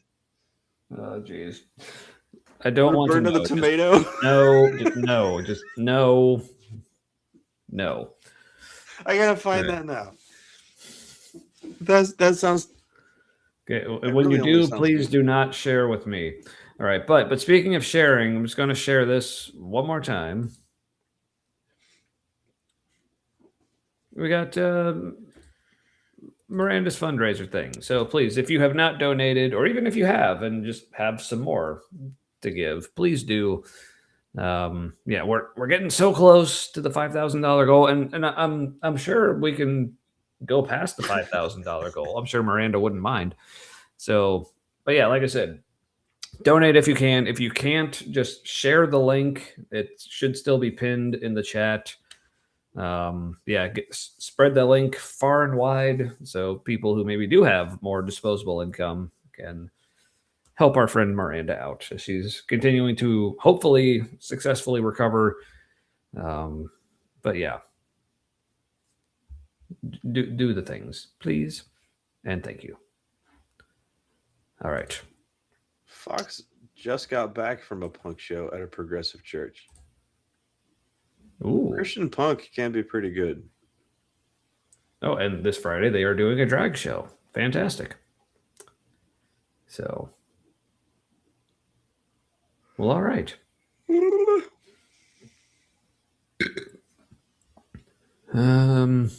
Yeah. Well, that's that. And I need to pee and sleep. And I feel a little dirty. What's that? I feel a little dirty, a little gross. No. Honestly, no. I feel like I watched nothing. I was like, I know there was 10 minutes of it. You know, it only took us 4 hours to get through, but yes, there were 10 minutes of it. Yeah.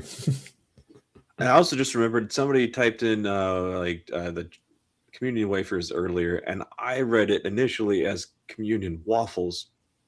I was like, I'm fucking there for that. Little communion waffles or bigger communion waffles. Why didn't Crossroads do communion waffles? They did bacon one weekend. Yeah. Or I think they even did cake at one point. Oh yeah, was that for Easter? That was what we did for communion one time. It was for something. We were supposed to be like, this is like a celebration, like a birthday party. So we're having cake. So, I mean, that was a good idea. Yeah. So waffles, right? Waffles would have been cheaper than cake. Mm-hmm. Yeah. We have some fantastic Belgian waffles in Cincinnati at Taste of Belgium. Yes, we do. Holy shit. Like chunks of candied sugar in it. Mm-hmm. So good. And you can get it with chicken. Yeah, I've had that. It is very good. Yeah. So hot sauce on the waffle is also good. That too. Yes. All right. Well, I need to go.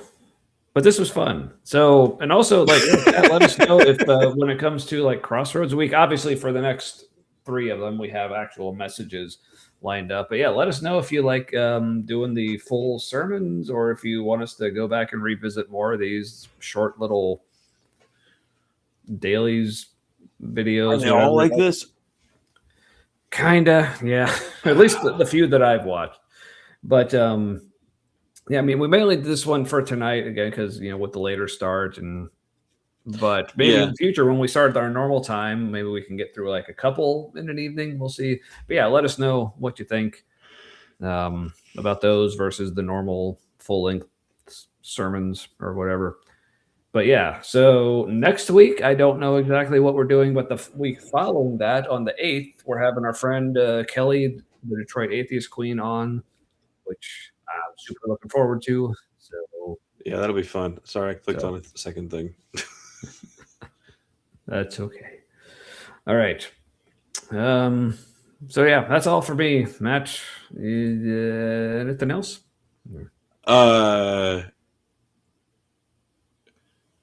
Well, I'm on the maple syrup kick. So just for a second, I have this cocktail that I make. It's a mixed drink. It's 2 ounces of bourbon, plus a half ounce. Is it a half ounce? No, an ounce of cinnamon infused maple syrup. 2 dashes of blood orange Angostura bitters.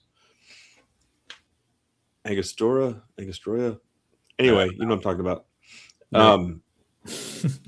You don't?